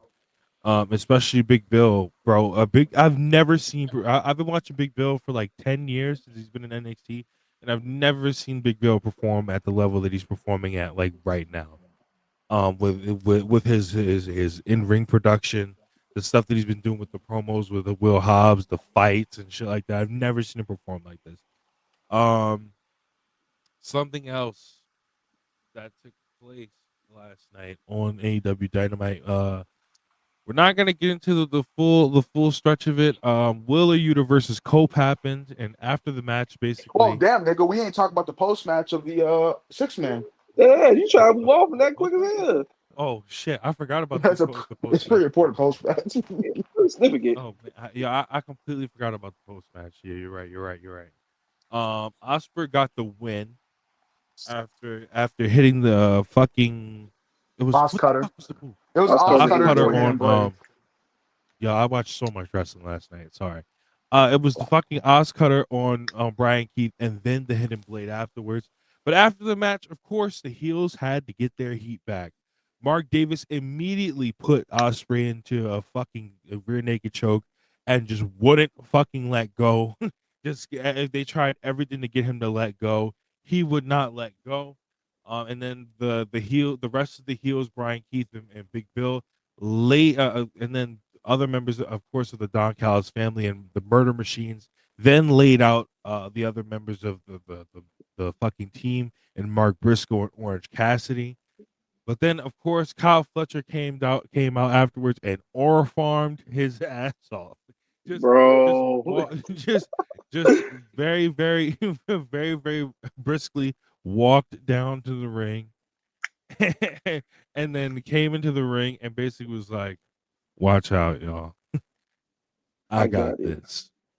and basically just and basically just fucking Just just murdered sat there Osprey. and beat the shit out of Osprey. But then Mark Davis tried to pull Fletcher off of him. Fletcher basically told him, "Look, listen, I'm not your little niggas no more. We don't got little niggas around here. I'm not you and Osprey's little niggas no more. Nigga, I'm running the show, and nigga, either you gonna get back or you gonna get down, nigga. You got two options." And that nigga and that nigga Mark Davis said, "Fuck this," and left. And they basically kept whooping his ass, kept whooping his ass. He tried to get Davis to hit him with a steel chair, and Davis did hit him with a steel chair before he left. Um, and then Which Fletcher ass. picked him up and hit him with a brainbuster onto the steel chair, which looked fucking crazy, by the way. I thought he broke his Yo, Completely man's like neck. fucking destroyed him. I think it's time. Me and AO was talking about this when we were watching Collision. No, we were watching Briscoe versus Fletcher like a couple days ago because you didn't see it. Yo, I think it's time. I think it's time to admit Fletcher has the best brain buster in North America. Obviously, Yeah, some of the Yeah, Japan guys, like right now. Kobashi, he definitely has the best one right now. I don't think it's close. But I think Fletcher, like he hits it he hits it like where it's not always sheer. The one last night was a sheer drop, but sometimes he sheer drops it, but it never just looks like a suplex. Some dudes hit a brainbuster and it just looks like a vertical suplex. His shit always makes sure to look like a brainbuster. You know what I mean? So I gotta give props to him Yeah, for no, that. yeah. I love yeah, Kyle because a Fletcher. lot He's of becoming. brainbusters. Oh my god. Oh, go ahead. No, I was just saying I love Kyle Fletcher. Um, I was saying this last night. I think he's a top 5 wrestler in the world. Um, top 10 definitely, and he's in my top 5. Um, just the way he's grown and his like I think he has the best physique in wrestling. I don't know if anyone comes close. He's fucking chiseled to the bones. He was looking He, real he, good, he real fit. real fit, man, real good. He's been working out. Yo, Um, Kyle No, Fletcher, bro, you look really good.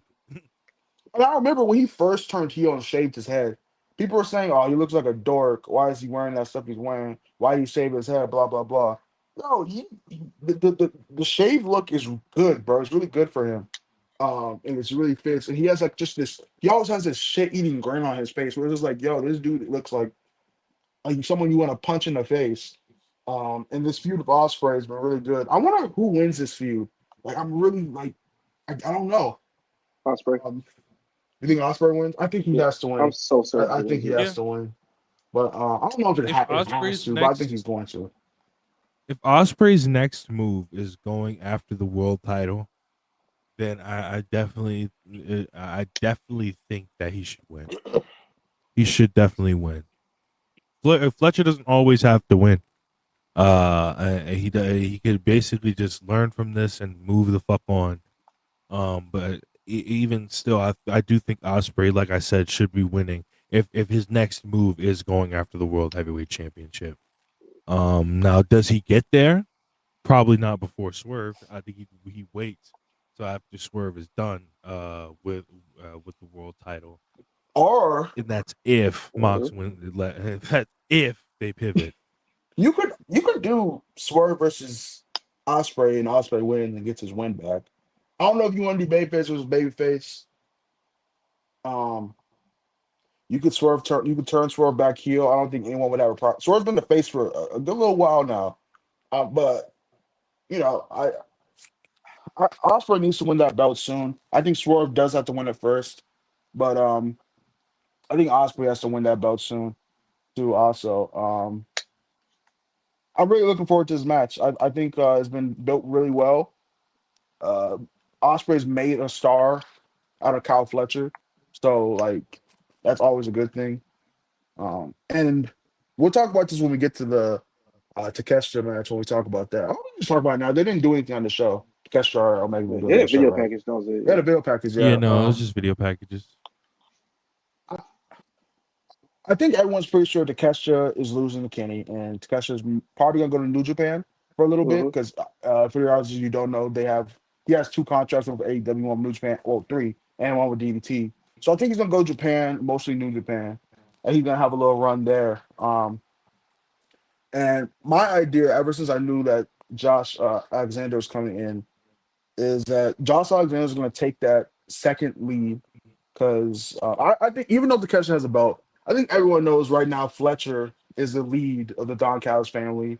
Correct. He's Don Yes. Callis' golden boy, and I think Josh Alexander can come in, take Takeshia's spot for a while, and then you have a new conflict when Takeshita comes back, and he can feud with the family. Um, or one of the members of the family. Maybe they have to fight for who gets to stay in the family or whatever. Um, I just want to bring up Or some of the free agents coming into AEW, rumored to be coming into AEW, and I think Josh Alexander would be a good little fit for the Don Callis family. I don't even think they should fight. I don't even think they should fight for who stays in. Because remember, earlier that last year, and they were doing this all year. Dong would just make them niggas fight each other just Yeah. because. Yeah, He yeah, could just be like, one of you fight for leader. yeah. He could be like that. Yeah. Yeah. Yeah. Are y'all excited for Josh in AEW? Josh Alexander. Excited? I don't really know, but I think he'll be a good fit. He'll be a good fit into the TV rotation. He'll have good matches. I don't know about like excited, like in a sense that oh my god, I'm hyped. I really want to see him wrestle such and such and such. Like, I'm cool with it. The thing is, okay, so the thing about Josh Alexander is, I like Josh Alexander. Do I think like the fans of Josh Alexander think like he's one of the best in the world? No, absolutely not. Yeah, I think yeah. there's about No. 100. I think That- I That think I that's count about propaganda was 100. nasty. I think I count about 100 niggas right now that exist that are better than him right now. 100 is kind of crazy. Could you? No, not I agree 100. with you I though. almost Like lied there. I almost lied. that No, there's not propaganda about 100. 2 years ago that Josh Alexander 75 was like maybe. top 3 in the world was disgusting. Like Yeah, bro. Like disgusting. that was like that was that to me was just like what what are niggas talking about? But no, so He's good though. like He's good. He's a good wrestler. Um, um, he's a good wrestler. I hope he doesn't do some of this industry.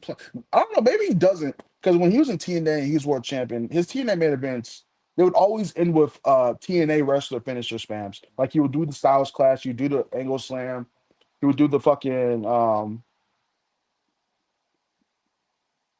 what else do TNA niggas be the doing? power driver. He would do the Power driver. diving and the Yeah, diving elbow, a he would do the moonsault. he did the what's it called? The Scorpion Death Drop and all that shit. I since he's no longer in TNA, I'm guessing he's not going to do that anymore. Um, man, I hope he just works like how he used to work, like before he got that World Championship push. Where the fuck did my headphones go? Before he got that World Championship push, he's just like a gritty. Uh, oh, I hope he does the ankle lock. I love me a good ankle lock, man. Ah, But I- and that's Ain't another gonna be thing. If he nasty. comes in, I think he should work on. You see, the problem with Josh Alexander is he's not horrible there are worse Kurt Angle cosplayers out there. The problem is Far he's worse. just not good at it. And the Yeah. thing he could learn how to do is he just studies some Kurt tape, but like and learn Kurt's mannerisms and the way and his facial expressions and the way he goes about being the wrestling machine that he does. I think that's his only problem. He does everything just like Kurt, exactly the same. It's just like he The doesn't. emotion The behind it. intensity doesn't match it. Yeah, he doesn't Yeah, have the facial expressions, or the veins aren't popping out of his head. Kurt's not Kurt. Josh is bald, right? Yeah, bro. yeah, yeah. I don't be the veins don't be coming out his head like Kurt's just was coming out his head. Um, I think he can work on his intensity. I think that's like his biggest detraction for me. I think he's actually a pretty good promo. Pretty good promo. He probably won't have to talk much if he is joining the Don Callis family, because Don does a lot of the talking. But I'm very optimistic, even though I'm not like the biggest Josh Alexander fan. I think his peak in the company is like All Atlantic title, TNT title, maybe, but a guy who can wrestle every week on TV Yeah. In the would be rotation best type friend. shit. And like I'm gonna say this now, I think we're gonna be proved wrong. Even though we're pretty like optimistic about him coming to the company, I think he's gonna come in. He's gonna make a big splash. I think all the guys coming in are ruined to come in could make a big splash. Um, yeah, I just wanted to ask about just free agents that are rumored to be coming to AEW. Josh Alexander is one of those. Speedball is confirmed to be coming to I'm AEW. hyped They for did a big Speedball. package for him. What do y'all think he does? I know I know a little stuff that a lot. Well, I think all three of us know a Yeah, little we all stuff do. Yeah. that other people don't know that we can't really speak on. But what do y'all want him to do? What do y'all think he fits in best? I I think think he's a guy who doesn't. My back. I keep fucking nah, asking y'all to you say something and good. talking. Let me just finish. I think he's a Yeah. guy who doesn't need a gravitas group. I think he could be a single star. Um, but I think he needs to wrestle every single week. Don't give fans a chance to forget Mike Bailey. Every single week, whether that's Collision, preferably Dynamite, just come in every single week. Yeah, like Yeah. he's someone that he can do a whole bunch of things, but as a singles guy, I really do believe in his ability to really succeed and really excel in AEW. He can win a championship, doesn't have to necessarily, but always should be in a rotation. Give him 10 minutes, just let him go crazy. Establish why people think so highly of him as a wrestler. Like the catch the match he had in Maple Leaf. The one he had with Osprey and he wrestled Osprey in TNA, didn't Yeah, that was the match everyone loves. Yeah. he? Yeah, that's the one. Like matches like those with the top dogs in your company, like he really excelled and really showed why people have been so high on him for years. Matches in PWG, he went crazy at. Just Mhm. keep him on TV. Always keep him on in the rotation every week, both shows. He can do some crazy shit on Collision. He can throw up a match graphic or two. And as a tag guy, he could do some really cool, exciting shit with some guys. He could do something with Bandito. I would love that to be a program down the Mhm. line on TV. With Mortos, Roosh, if he's not like in the doghouse somehow, some way, or in a trio. Like I would throw him with hologram in Commander as a Mhm. trio, and let him do some cool shit on TV, like things of that nature. Yeah. Fuck, I forgot what I was gonna say. I was gonna say something to your point, but I just forgot what I was gonna say. Fuck. No, I was gonna say the Weapon X. I don't know if he's gonna use that as his finisher. I'm guessing he Should is. he should? Hopefully, niggas know how to take it. I think niggas are gonna see the Weapon X, like fans, and be like, "What the fuck?" It's like they never And seen no shit like that before. never, you never seen anything like it. So I think that's gonna get him over a lot. And like just him and Jim, he's just such a eye-catching wrestler to me. Like he's not the biggest guy, obviously, but he wears the like the blood sport, and I'm not talking about the Josh Barnett show, I'm talking about the movie. The blood sport fucking shorts, and he does the kicks. He's really a fucking karate master. Like I think he like shoot knows that shit, right? So he does the But kicks. The kicks are like the kicks where he rapid kicks where he's like Well, I'm not on camera. What the fuck? He's like, ha, ha, ha, ha, and like the legs There you going go. like that, and it's one kick, one kick, one kick, one kick. That's gonna get over huge, in my They were opinion. huge. Just You wrestling have to alone. debut him with a great crowd, man. Like, Yeah. don't I wish they did a couple more video. I don't know when he's coming in. Um, I hope they do a couple more video packages for him. Maybe some vignettes like the Bandito vignettes. Maybe you can like maybe you can do a countdown to when he comes in or something like that. I don't know. But you do vignettes where he's in like a dungeon, like the heart dungeon, and like something like that, where he's just like practicing, he's meditating, he's fucking doing his fucking jujitsu and karate, he's kicking shit, he's kicking like punching bags, blah blah blah. And you just see him just getting focused to come to AEW. Something like that would be cool. Um, I so would do Rob, this. what do you think about Speedball and AEW? What would you have him do?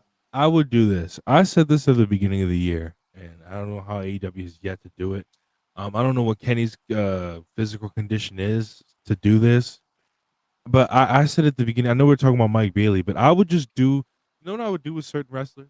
I would put them in a series of matches on both Dynamite and Collision individually to With each like other? compete. Not even like to compete.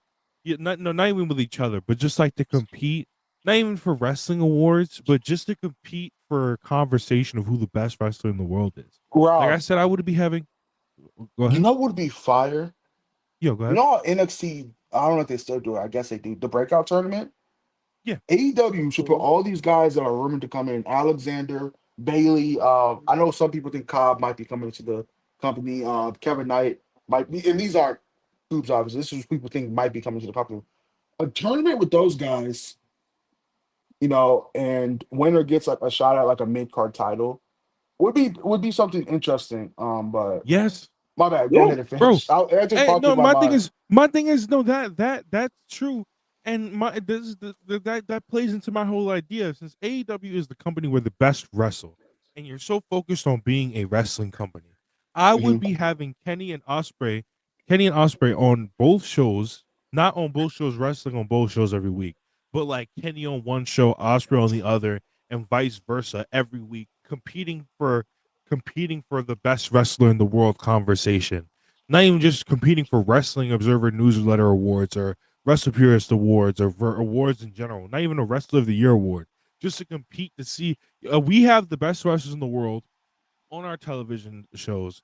Here are these wrestlers wrestling on both TV shows. And I would do the same thing with Josh Alexander and Speedball. I would have them go out there and give them nine to 10 to 15 minutes on a weekly basis. Let them go out there and do whatever they want with whoever they want, and literally would just have the conversation turn into a who's better, Speedball or Josh Alexander conversation.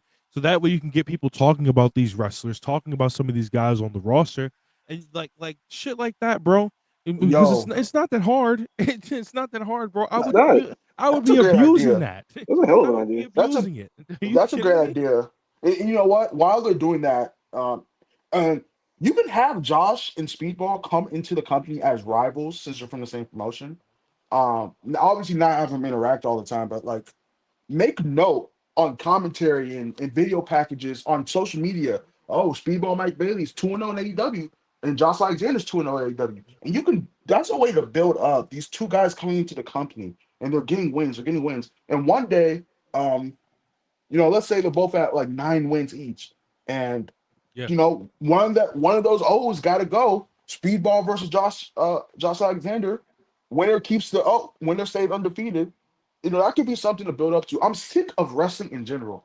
Everything should not have to be about titles. Everything should not have to be about blood feuds. It doesn't have to be like that. Some stuff could just be minuscule. Some stuff could be like, I remember when it was Money Matt Hardy. I know people don't like that character, but a lot of times he would have matches and it'd be like, this match is for $100,000. I know they still do it sometimes. I think Commander won a match for that, and there was like a trios match for that.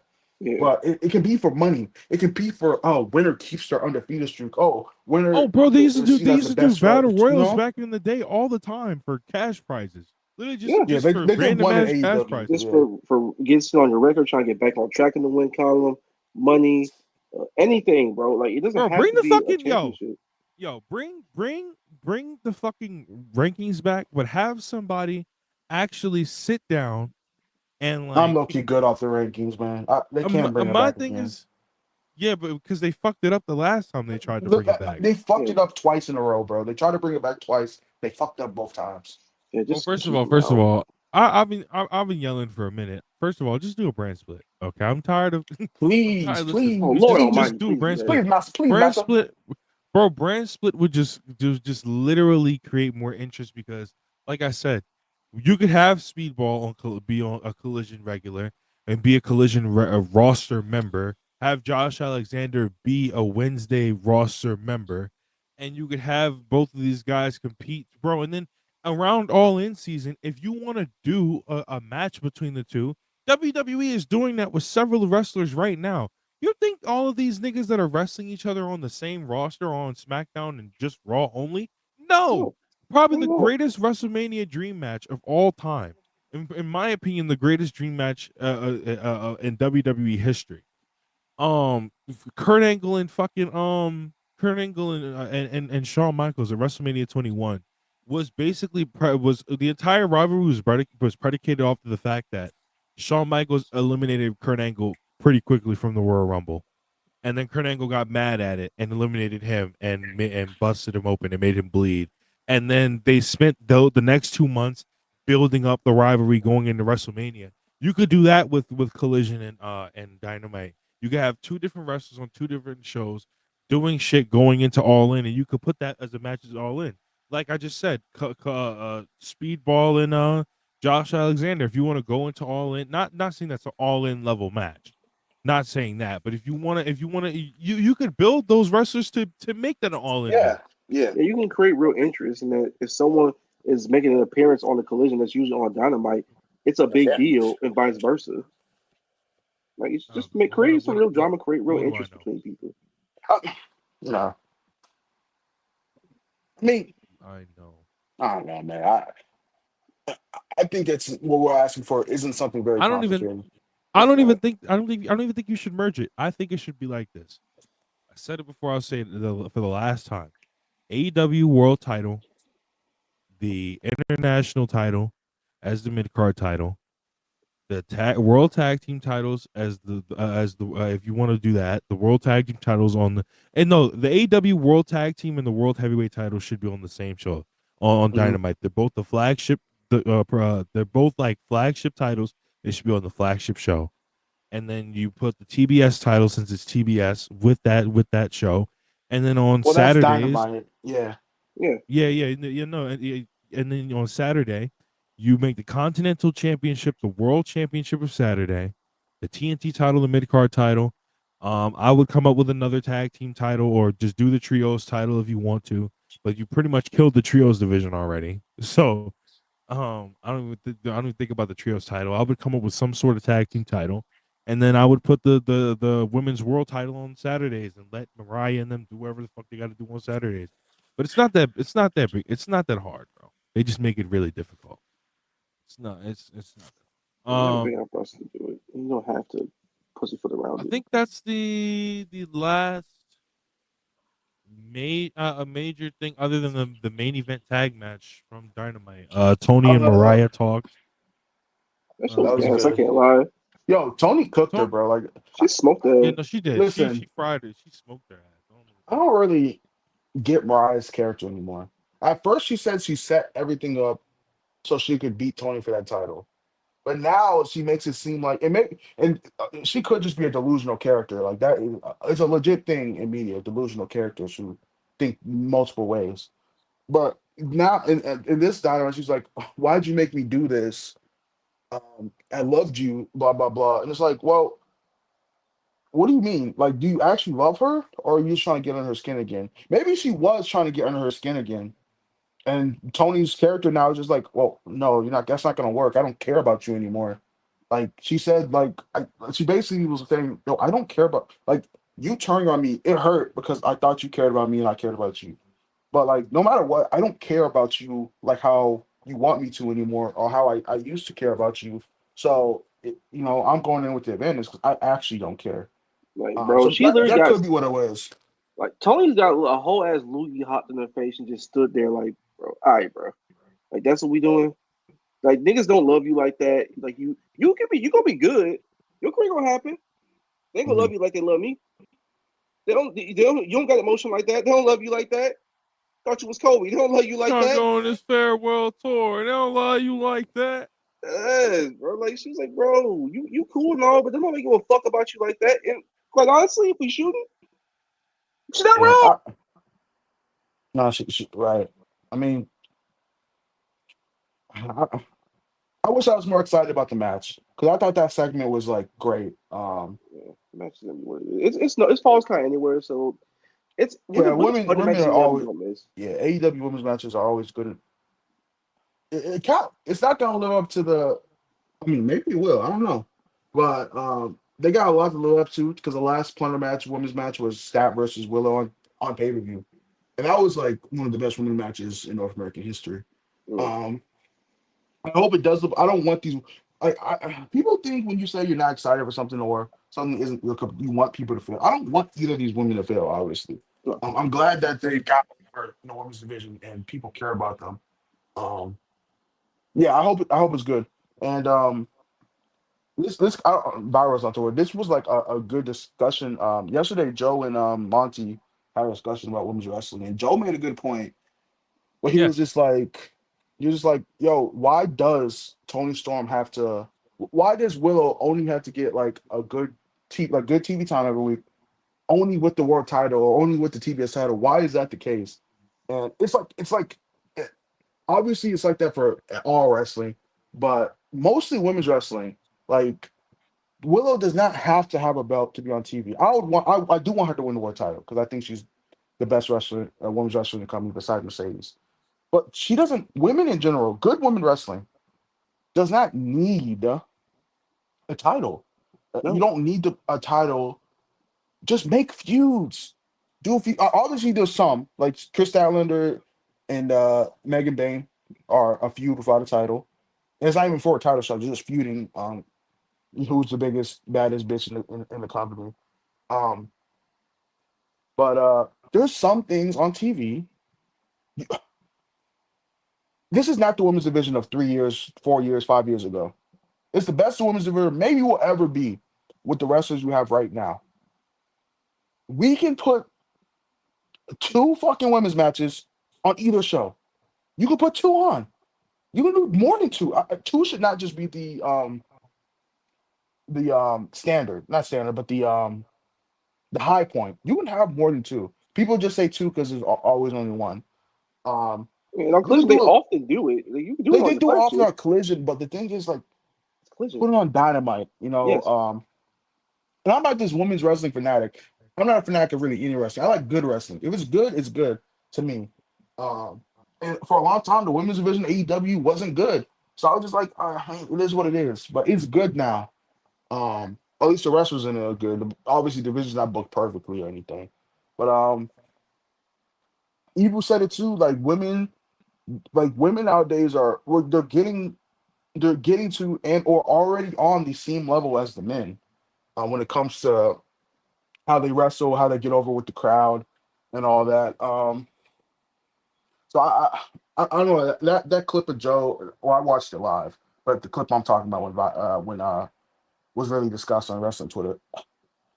I think it's time for people to in wrestling give up some of these higher end women. Statlander, Willow, Mercedes, obviously, Tony Storm, um, Athena when she's on TV. Athena when she's on TV. They're building Athena versus Mercedes, obviously. But Right. before Athena come, if you want, have Billy Starks up on the show. Have her have the first match with Mercedes, right? Maybe that's what Mercedes does next, actually, because she's I been actually in the think it is. story. So I think that is what she does next. Billy Starks, Mm-hmm. um, and then that would be a perfect build up for Athena. But I thought all the women's stuff on the show was pretty good, especially the sit down interview. The tag match was good too. Um, I I just can't get with Thunder Rosa, man. Like something Bro, in her game nowadays. It's just it has to be the back injury. Really did a number on her, and I like Thunder Rosa. She's like a nice lady, I think. Um, But TT ain't cutting it these days. With terms of how she's moving, it is what it is. Yeah. She was like the first real, besides Sheeta, the first real person in the women's division where people are like, oh, she can work. And it's sad that she like that version of Thunder Rosa isn't in this division. And like she used to be really over, like she's still over now because she's like Yeah, she damn still near is. AEW like first timer. Um, dude, like the prime version when she was really over Thunder Rosa. I wish she was in this version of the women's division because she would do a lot of good things. But yeah, I'm glad that Penelope Ford came back to TV and she's doing TV. She's been on TV damn near every week since Yeah, she's been she's getting back. So a real spot on TV, and she's improved. She went through a lot off camera and shit like that. So I'm really glad that she got back on TV, and she's looking real sharp. And you put her next to Megan Bain, fresh on signing. She's done a lot of good work so far. That rematch is gonna be crazy. I need that on pay per view. Don't need to be for a championship. None of that. Just let them go crazy. yeah, Megan Bain. I think Megan Bain got to win the world title, the women's world title this year, man. I think she has to win it.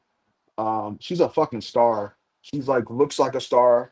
She can wrestle like she can. She was on the Indies for a long time. She went to Stardom for a good minute, so she can wrestle. She has the star like look. You saw on Instagram with the Mikey Ruckus stuff. Oh, his dad like obviously like his dad was like, yo, this is like obviously it was like horny dad or whatever. But Yeah, like that's kind of what you want people who don't watch wrestling and who watch wrestling to look at someone and be like, yo, whoa, like just stare at him for a little bit, like do a double take, like, whoa, this woman is like jacked, she's big, she like has this goddess essence. That's what it's you like yo, want. who that? Who is Like that? shit. You want people to ask, who is that? And I think that's something with Megan Bain that you could really benefit off of and really like market as a goddess of a woman, you know. Mm, But I thought Statlander was obviously amazing in this match. Yeah, I liked it. I thought everyone did their job. Let me not say Thunder Rosa was not bad in this match. She just like you can just tell she's a little bit slower than she was in like 2 years ago. But I'm glad she recovered from that spot on Collision because that was that shit awful. was crazy. Yeah, everyone looking nuts in that damn spot. But hey, she Everyone did really looked okay. bad in that spot. Yeah, like people keep talking about Thunder. All three women looked bad in the spot because it was just a fucking mess. They should have fucking cut the fucking camera. Yeah, like why the hell? Like, why did the camera just stay on the whole time? Just cut it. Yeah. Anyway, fuck it. I love the match a lot. Bang got a whole lot of presence. I think she's a lot further along in terms of being ready for those top spots than what Mariah was when she came in. Personally, because I think Mariah probably should have stayed like a year and stardom in terms of getting her really ready. But I get jumping. She made the right decision for her personally. I get that. But Megan, I think she's a little bit more advanced. She has a little bit more presence. The connective tissue in her matches is a little bit better. And she's just a damn star. She carries herself as such. So Mhm. I ain't really mad at her getting an upset victory over Tony. I wasn't mad at it at all. I would not be mad. Dynamite after Revolution, and this isn't gonna happen. But would anyone really be mad? Dynamite after Revolution, Tony Storm. Oh, I'm so happy. I can't do the voice, but I'm just so happy. Let me do an open challenge for the women's title. And Megan Bain comes out, squashes her. And you could also do, oh, she got squashed because she was just a brutal match with Mariah. So that could also help, but also proving how strong and how dominant Megan Bain is. You know, so I Yeah. don't think anyone. I wouldn't be mad at that. Plus, Tony Reign What? don't need to be long at all anyway. So I mean, No, she tried it 4 fucking times. It does not have to be long. 4 times, and she's only been in the company since 2022. That's fucking crazy. Rob, how do you feel about the women's action on this pay per view? I'm on the show. Well, The she is tag match, green. Wait, go ahead. I'm gonna say after you talk. Go ahead. no, I enjoyed the tag match. Like I said it last night. I didn't think it was I thought I thought it was kind of like they seen the tag matches that have been going on the other show lately, and they've been deciding, wow, we have better wrestling talent than that in terms of the women's division. Besides, like Bianca Belair and Naomi, we should probably kind of do that on Dynamite, and that's what they did. So it wasn't on the same level as a tag match that we seen last Monday, but it was still good. It was still a good tag team match, I think. What were Yeah, you it was about to good. say? It was good. Yeah, I enjoyed it. Monty was just saying in chat. She's Megan Green is still quite green. Well, she's still green, right? Yeah, she But agreed. she has offense where it doesn't have to look clean because she's like a powerhouse. It's not like a someone who's like a high flyer or like a striker who their offense should look clean because they're it's supposed to look clean, but she's a powerhouse, so like it's okay if a slam doesn't look, or a lariat doesn't look as stiff or not stiff as snug as it needs to look. That's just how I think of it. Yeah, like, would I actually do it? No, but I'd No, highly I don't consider think that they if it should said. do it. There's people who have been in the company longer who need to be world champion. Willow has to be world champion before fucking Logan Band. You Yes. know, Oh yeah, that 100%, 100%. I'm There not are a saying I few wouldn't women be that need to mad, be but it's world not champion. what I would do. Like Stat probably needs that belt at some point too. But that's what the Mercedes TBS needs title that. should be for. That's what the Yeah, TBS title yeah, should be for. yeah. Mercedes It just is. drop this fucking TBS title already and Athena go for the versus world Mercedes title. does not need a belt. Let's start there. Does It does not not. need a fucking belt. It's Mercedes and Athena. Athena's the most dominant person in ROH history, not women, person in ROH history. And Mercedes is seen as the best wrestler, women's wrestler of all time. So put those two together. You don't need a belt. Just build it as Mercedes versus Athena. You know? Right. It sells. It books Yo, itself. It sells itself. and that's the thing. Like I said, or if Mercedes has like 8 belts, she could just put another one on the line.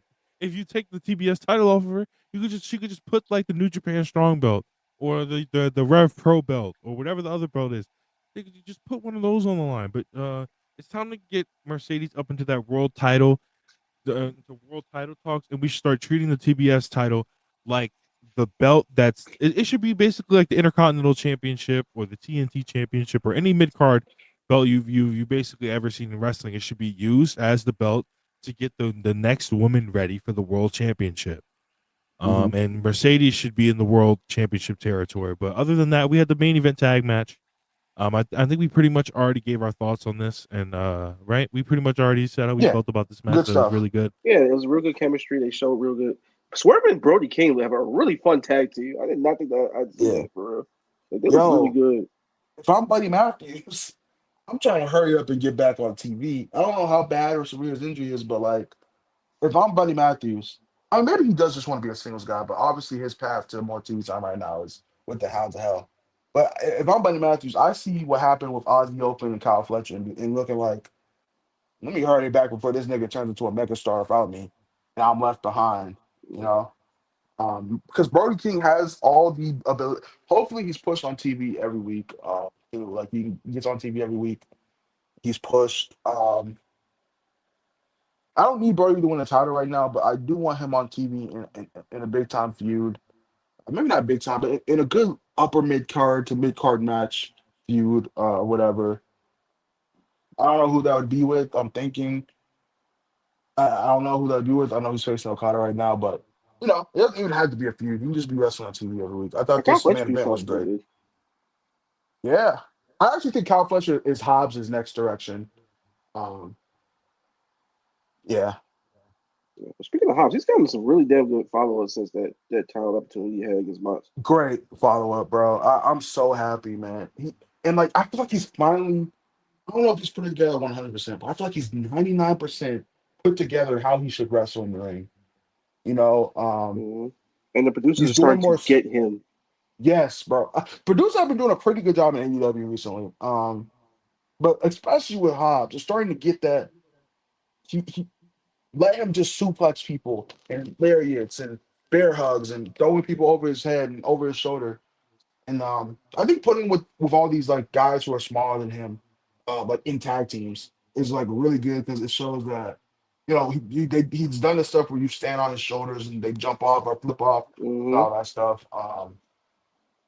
It's all been really good, man. I love this for Hobbs. I don't know what his peak this year is going to be. Probably like a All Atlantic title win, maybe a TNT title win.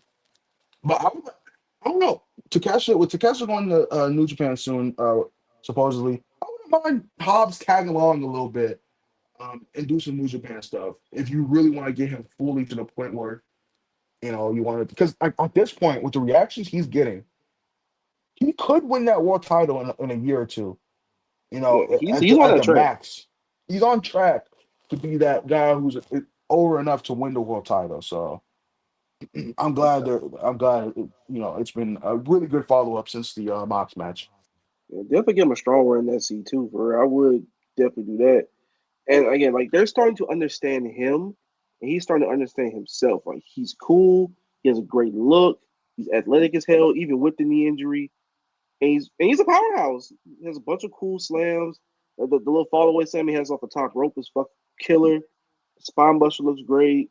He has real good presence. The fans are starting to take to him, especially out in this California loop. He's got dumb overreactions. Like he looked good. And I think, and again, like a year or two, he is a world title guy. He really could be in your main event scene. He's definitely upper mid card right now for me personally. Yeah, Keep him yeah, in the he's up in the rotation. card. Yeah, like they found a really good TV rotation this cycle. And they really should keep that going. Maybe add some guys to Yeah, the mix. But these core guys that you had on here, like you've had Big Bill, you've had Brian Keith, Hobbs is a big guy in the mix. Bandito, even with the Jericho stuff he's doing always, keep them on and add on with I them. think everyone who was in the 6 man or what was it 8 man tag, other than Osprey, I think you got to move Osprey up a little bit. Yeah, We have to AEW, please. I know someone from AEW or maybe a wrestler's watching. Listen, yo, Rob, do me a favor and focus just on me for a second, I if you got you, can. brother. Yo, listen, please, wrestlers, bookers, producers in AEW, we have to build a actual mid card division. It can't just be top guys coming down to win the TNT belt or the All Atlantic belt or whatever, unless you make the All Atlantic belt a world title. We have to build a mid card. Some of these guys have to learn. Not everyone's going to be world champion. At least not now. At least not everyone's going to be in the main event of Dynamite every single week. Not everyone's going to be in the main event of Collision every week. Not everyone's going to be on pay per view every single time. Build a mid card where guys know their place and they know that all right, right now I'm in the mid card. I'm gonna make the most out of what I have. I'm gonna wrestle my ass off every single week. I'm gonna do tag matches if I have to. I'm gonna do trios matches if I have to. I'm gonna get as over as I can in the mid card.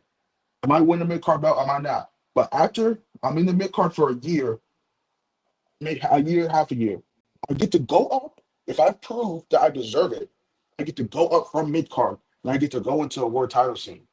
And I get to prove myself that what the mid card did for me was working. The SmackDown 7, it was not this group of guys who were all world champion contenders. It was a group of guys who were not going to be used in the main event because other guys were already in the main event. The Edges, the Rey Mysterios, the Chavo. Chavos. I mean, I don't know if you want to be Chavo. Chavo was awesome though, so maybe you do want to be Chavo. The naughty man. You want to be like these guys because they proved that they deserved to be in the world title scene. So make a mid card. Get guys who are okay with being in the mid card. They're okay with not being a world champion. Because not everyone is going to be world champion. It just is what it is. You know. Yeah. So hopefully we can build our mid card, and I think that would help AEW a lot. Because if you have a strong mid card, that means you have a strong product in general. Like think about WWE in 2000. That was probably their best creative period of ever because they had such a strong mid card and one of the greatest mid cards in television history. You have the roster to be better than that. Like nigga, I have Roderick Strong here. He'd be a machine in my damn mid card. Yeah. Adam Cole found a way to be cool again, and he's got back in the gym. He's starting to look like his old self. He had a really good match with Garcia in a collision last week. Like those are three stalwarts right there in my mid card I would have. Obviously with the tag division, you have Kyle O'Reilly and Roddy. You can put them there. Um, Murder Machines. Yeah, you got to rehab them, but they're a fixture in that spot. You can figure out Brian Keith. I would have him doing some really cool stuff all over TV with the bounty hunter gimmick. Like you have the real potential to have a really great mid card. You just got to get your ducks in a row. Point out, okay, these are my top guys. These guys doing top guy shit only. You can move up or you can move down if you're in that mid card. It doesn't have to be a ceiling, but some guys are going to be there. Others can move up. Others can slide down. Others can slide up into that spot. Like you can figure this out. You have the The thing roster. Just is, jot the names down. three belts, three mid card belts. I don't even think that I don't even consider the Continental belt a mid card belt. And I I wish they know. would stop considering it a mid card belt. I've considered it. I considered it like during the Eddie Kingston Danielson stuff that they were doing on Collision during that time period. I thought it was going to be the world title of Collision. It wasn't showing up on Dynamite barely at all.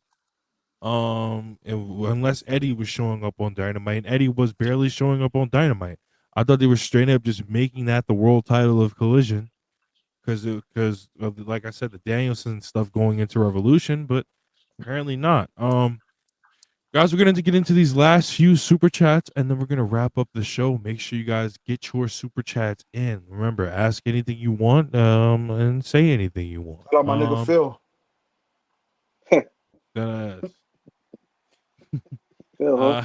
yeah. Elite. I think we already went. No, we didn't go through this one. Elite Merchant, $2. Never taking Mox seriously as a top guy ever again. Y'all like I'm so Willie good. Willie lore? No. Y'all like that? Hey man, the only time he's ever really done the top guy thing pretty well was during the pandemic and during 2022. But other than that, all of his other world title reigns have been pretty ass. I will say I WWE did. title reign he had was ass. Yeah, the third world title reign in AEW wasn't that great. It was just a placeholder for MJF and shit. This one we already know how we feel about it. I will say I did enjoy the Wheeler Yuta lore going on because he is actually the most compelling person in this entire storyline. Somehow, Oh, some way, That is not a they good actually thing. fucking went about the Is he oh, conflicted? Is he fucking uh a Oh, victim thread again? So glad they picked it up. hey man, I got narratives to draw. All right. Narratives, huh? Bam, bam, $2. Crystal is back home. Rob and Marcus, bro, it's hey, definitely, appreciate bro. you, For man. sure, for sure. We're Shout we're out, we're bro. we're definitely gonna be back on the Dynamite review a little bit more. This is the Yeah. first Dynamite review. I think he's been on It's been a while. since a It's been a month minute. ago. Yeah, it's Yeah, been like Yeah, it was a probably month. about that. But yeah, about a month. Yo, Elite Merchant. Oh, go ahead. I'll actually leave it for the I'll actually leave it for the end of the show, to be honest. Keep going. Oh yeah, no. Elite Merchant, $2. TK to his writers. You stink, except for Big Will. Exactly. Willie Wash, good Exactly. baby. Corey David, $2. We evolve it. Thoughts on Oh, evolve. I'll give my quick thoughts on evolve. I thought no. And I'm being genuinely serious. I didn't think it was some fantastic TV show. I thought it was a nice debut for what they were trying to put on.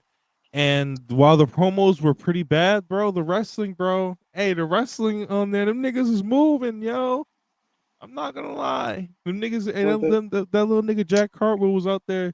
He was cartwheeling. You know what I'm saying? Them niggas was out there It doing was their thing. cartwheel. What else was he doing? So Evolve needs better. Obviously needs better promo work, but the wrestling is okay. Bam, $2. Shout out to Self Made hashtag Self Made Discord and Raccoon Main FC. Definitely shout out to the Self Made yo, Discord, y'all. Yeah, we're for doing sure. self-made is doing big things. Let me not do a Trump voice. I was really trying to do a Triple H. I was trying to do a Triple H voice, but Trump came into my head Self for some Made, reason. That Same might tell you thing. something. Self Made, Self Made is doing big things, huge Yeah, but opportunities. In case you're living under a rock. I think it's Self-made's on really, fire. obviously we're biased because we run run the fucking Discord. But hey, man, we're doing fun things. I feel like all of our members have been having a pretty great time. We watch stuff every night, whatever you want to watch, not just wrestling, movies, TV shows. I don't know when we're gonna watch Sopranos again because Rob hates our Sopranos following for some reason. Um, Oh fuck! you I know forgot what? about the Sopranos watch. Yeah, we All were right, supposed to do it all right. yesterday. You know what? Me and Rob tonight and other people will be playing Phasmophobia. We will be ghost hunting and self-made tonight. Go ahead, See, the thing is, get that Patreon, get that 5, 10. We got hella tiers. I don't want to sell too much on Monty's platform, but do all that stuff. Get in. Me and Rob. If you want to see us scream and get scared and cower in fear as well, the black thing men is, and demasculinize ourselves, come watch. Yeah, come Well, the join the thing gang, is, bro. I was gonna.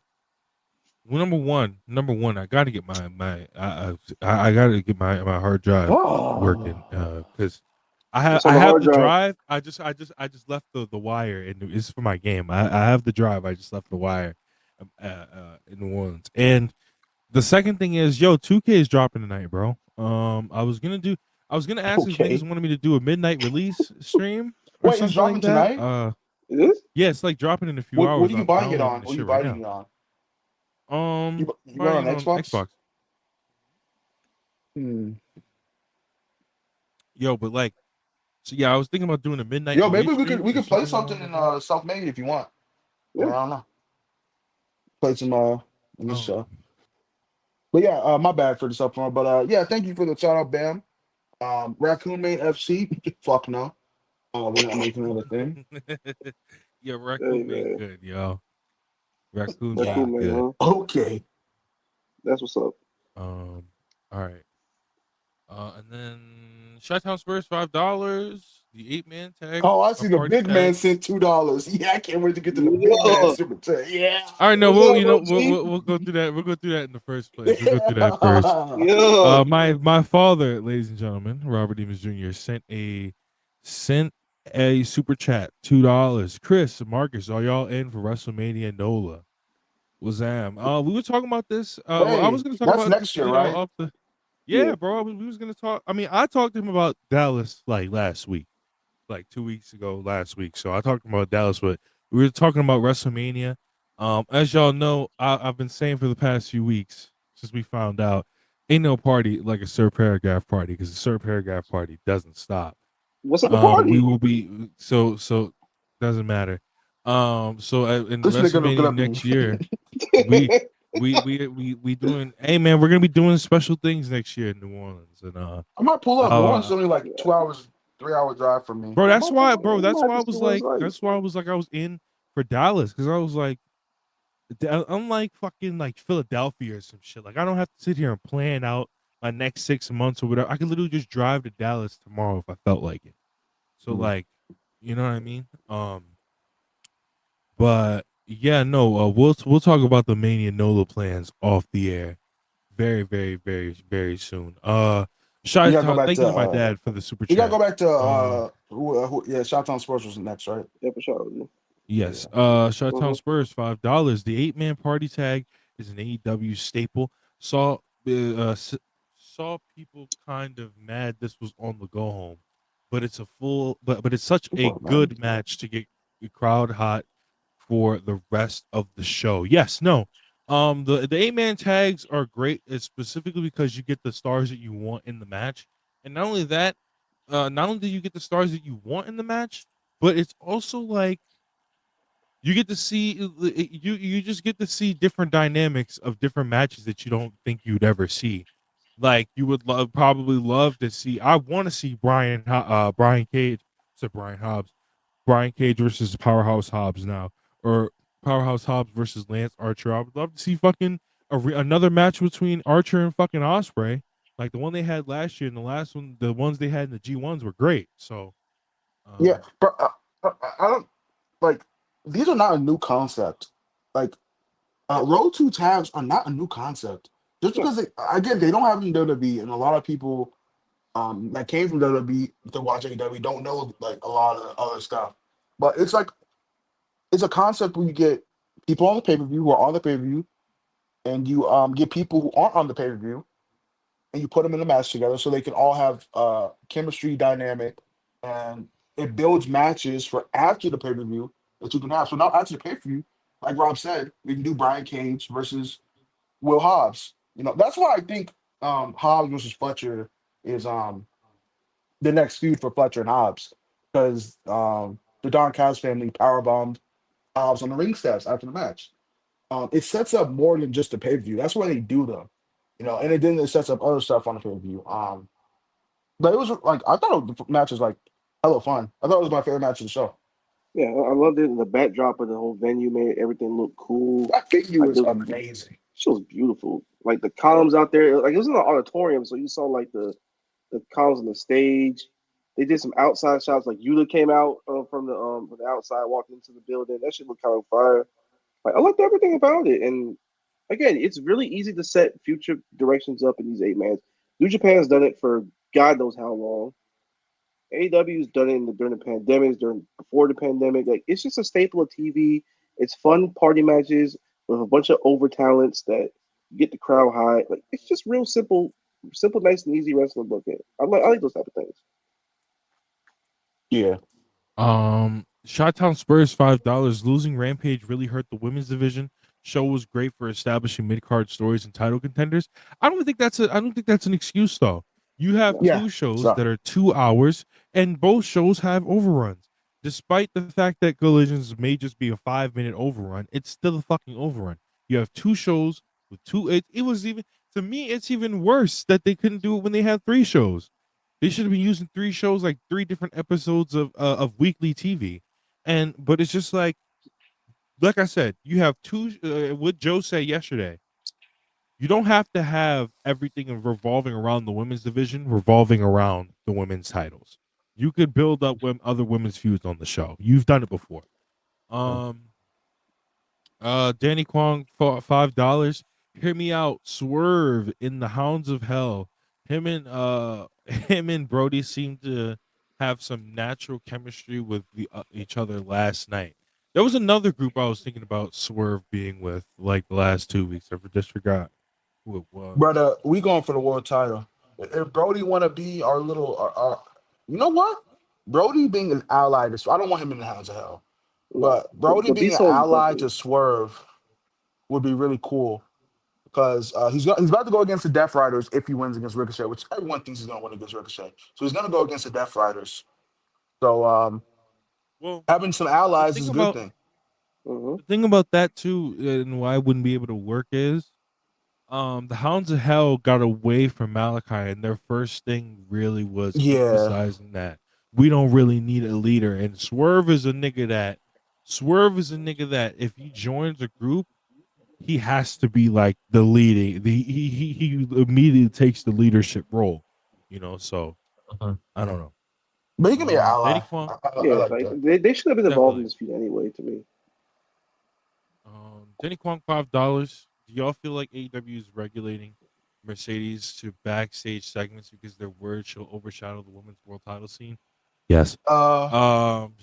well, not in this feud particularly because I just don't think they want to put Momo in live promo segments. Because she obviously she doesn't speak. I don't think she speaks.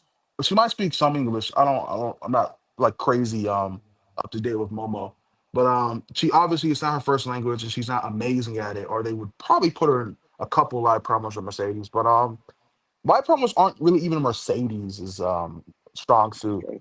I don't Yeah, know because they did a lot of live segments with Harley Cameron. Not a lot. They did like 2 with Harley yeah, but Cameron and no, I just think they just want this to be a self-contained thing where it doesn't have to be, Mercedes doesn't have to go out there and do live segments. Except this match is just about, I want your belt. That's all I want. like I won a match at Wrestle Dynasty. I can challenge for whoever I wanted. I picked you, and the backdrop of this whole feud is introducing Athena very slowly back on the television with Billy Mhm. Starks being involved in this. So it's fine. Yeah, I like it. I mean, Definitely. And the match is gonna be good. Yeah, probably should be early on the show so don't get burnt out. But Yeah. I believe in it. oh, Y'all watch the brother. NXT Dark Elevation? Hey man, yes they are. Yo, I that like show's Dark good. by the way. Yo, I that don't know. show is I like fun, Dark, bro. so I can't I even kind make of fun of it. That I watch yeah, that it. it's show was cool. fun, bro. It's not like, oh my god, you should go out of your way to watch it. This is great. But like that six I mean, it's man just tag, matches, you should right? definitely It's just watch. matches. Yeah, no, it's basically just promos and matches. It doesn't have no stories yet. And the 6-man tag, like I said, was real good, I saw a bro. clip from So, that. It looked cool. I mean, I like flips. Jack Carter was whatever to bro, me, that's what but that's he what they works. be doing. Yeah, it's fine. That's what they It's be whatever. doing, yo, on that show. They just be flipping. Like the girls was flipping too. Um, Bam, Bread two doesn't. dollars. Oh, sorry. Go ahead. My bad, little bro. Oh, okay, little Yo, bro. say it, little bro. Go ahead. I can't. You just gonna take that route? Yeah, Yeah, he I got is. no, you got it, little bro. My bad. Brad doesn't fuck with Raccoon. I'm leaving Raccoon main FC. Yeah, go ahead, man. Raccoon Man. He said, Do the right thing. What You know Raccoon what he Man is. do, bro? You Yeah, know what what would he he is. do He to didn't really you? do He stopped nothing, burning but my Raccoon joints. Why he not welcome in the Carter? hey man, hey man, hey man. You know what he did. I Yeah, bro. think. He said All right, that's yo. all you. I think we've reached the end of the program. We're gonna start wrapping this up. We're gonna get into plugs.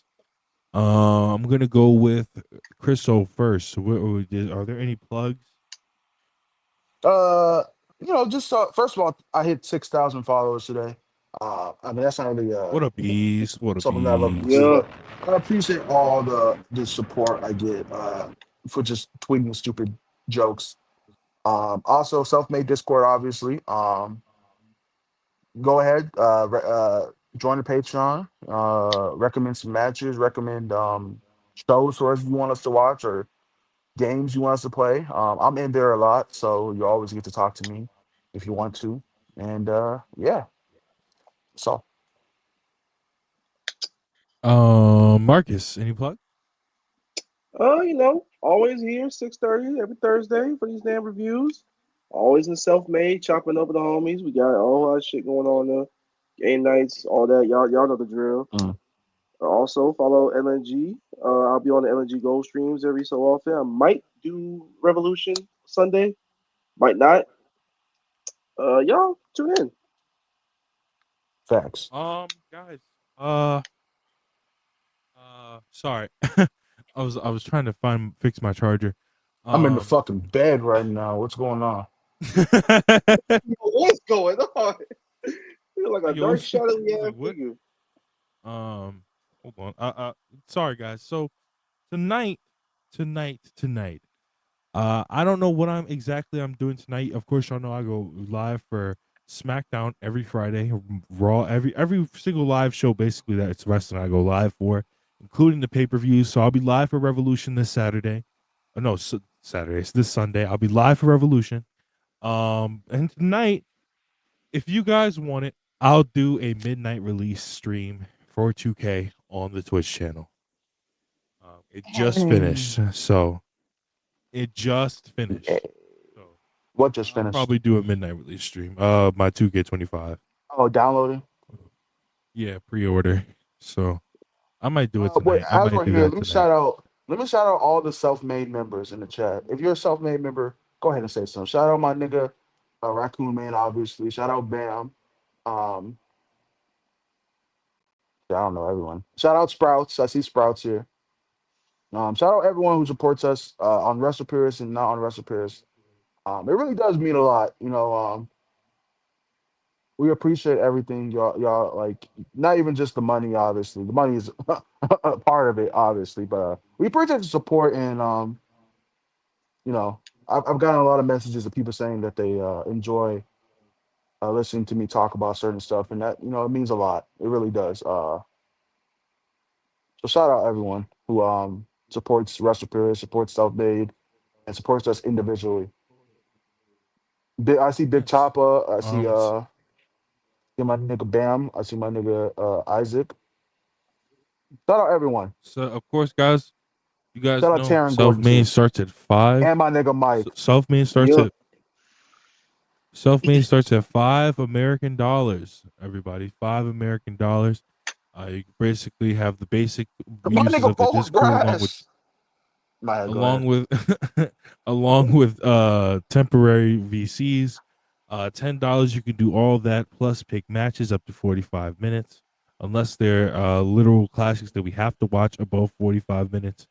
Um, and $20 all that, and you can have you get a speaker role whenever we do stages. And with the $100 tier, you can do all that and pick whatever movie or pay-per-view you want to pick, and we will watch. Depending Also, on you be what it known might as be. a Paragon. That's what the $100 is. Paragon Yes, role. Yeah. yes. I think we have three, maybe two. I know we at least have two, but we appreciate no matter what. If you want to support us, um, on self made, no matter what price point you wanna, we appreciate it all. We do games all the time. I run Ox battles pretty much every week.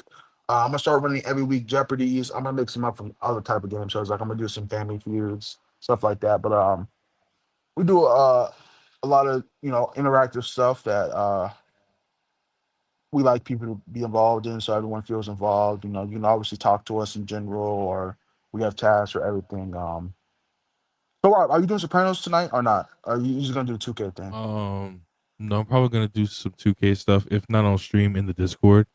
And then Sopranos night will probably be tomorrow after SmackDown. Somewhere around that time. Nicole, shout out Nicole. Nicole is like just an ox battle demon. Nah, she be beating niggas ass in the Mox battles, boy. I know that.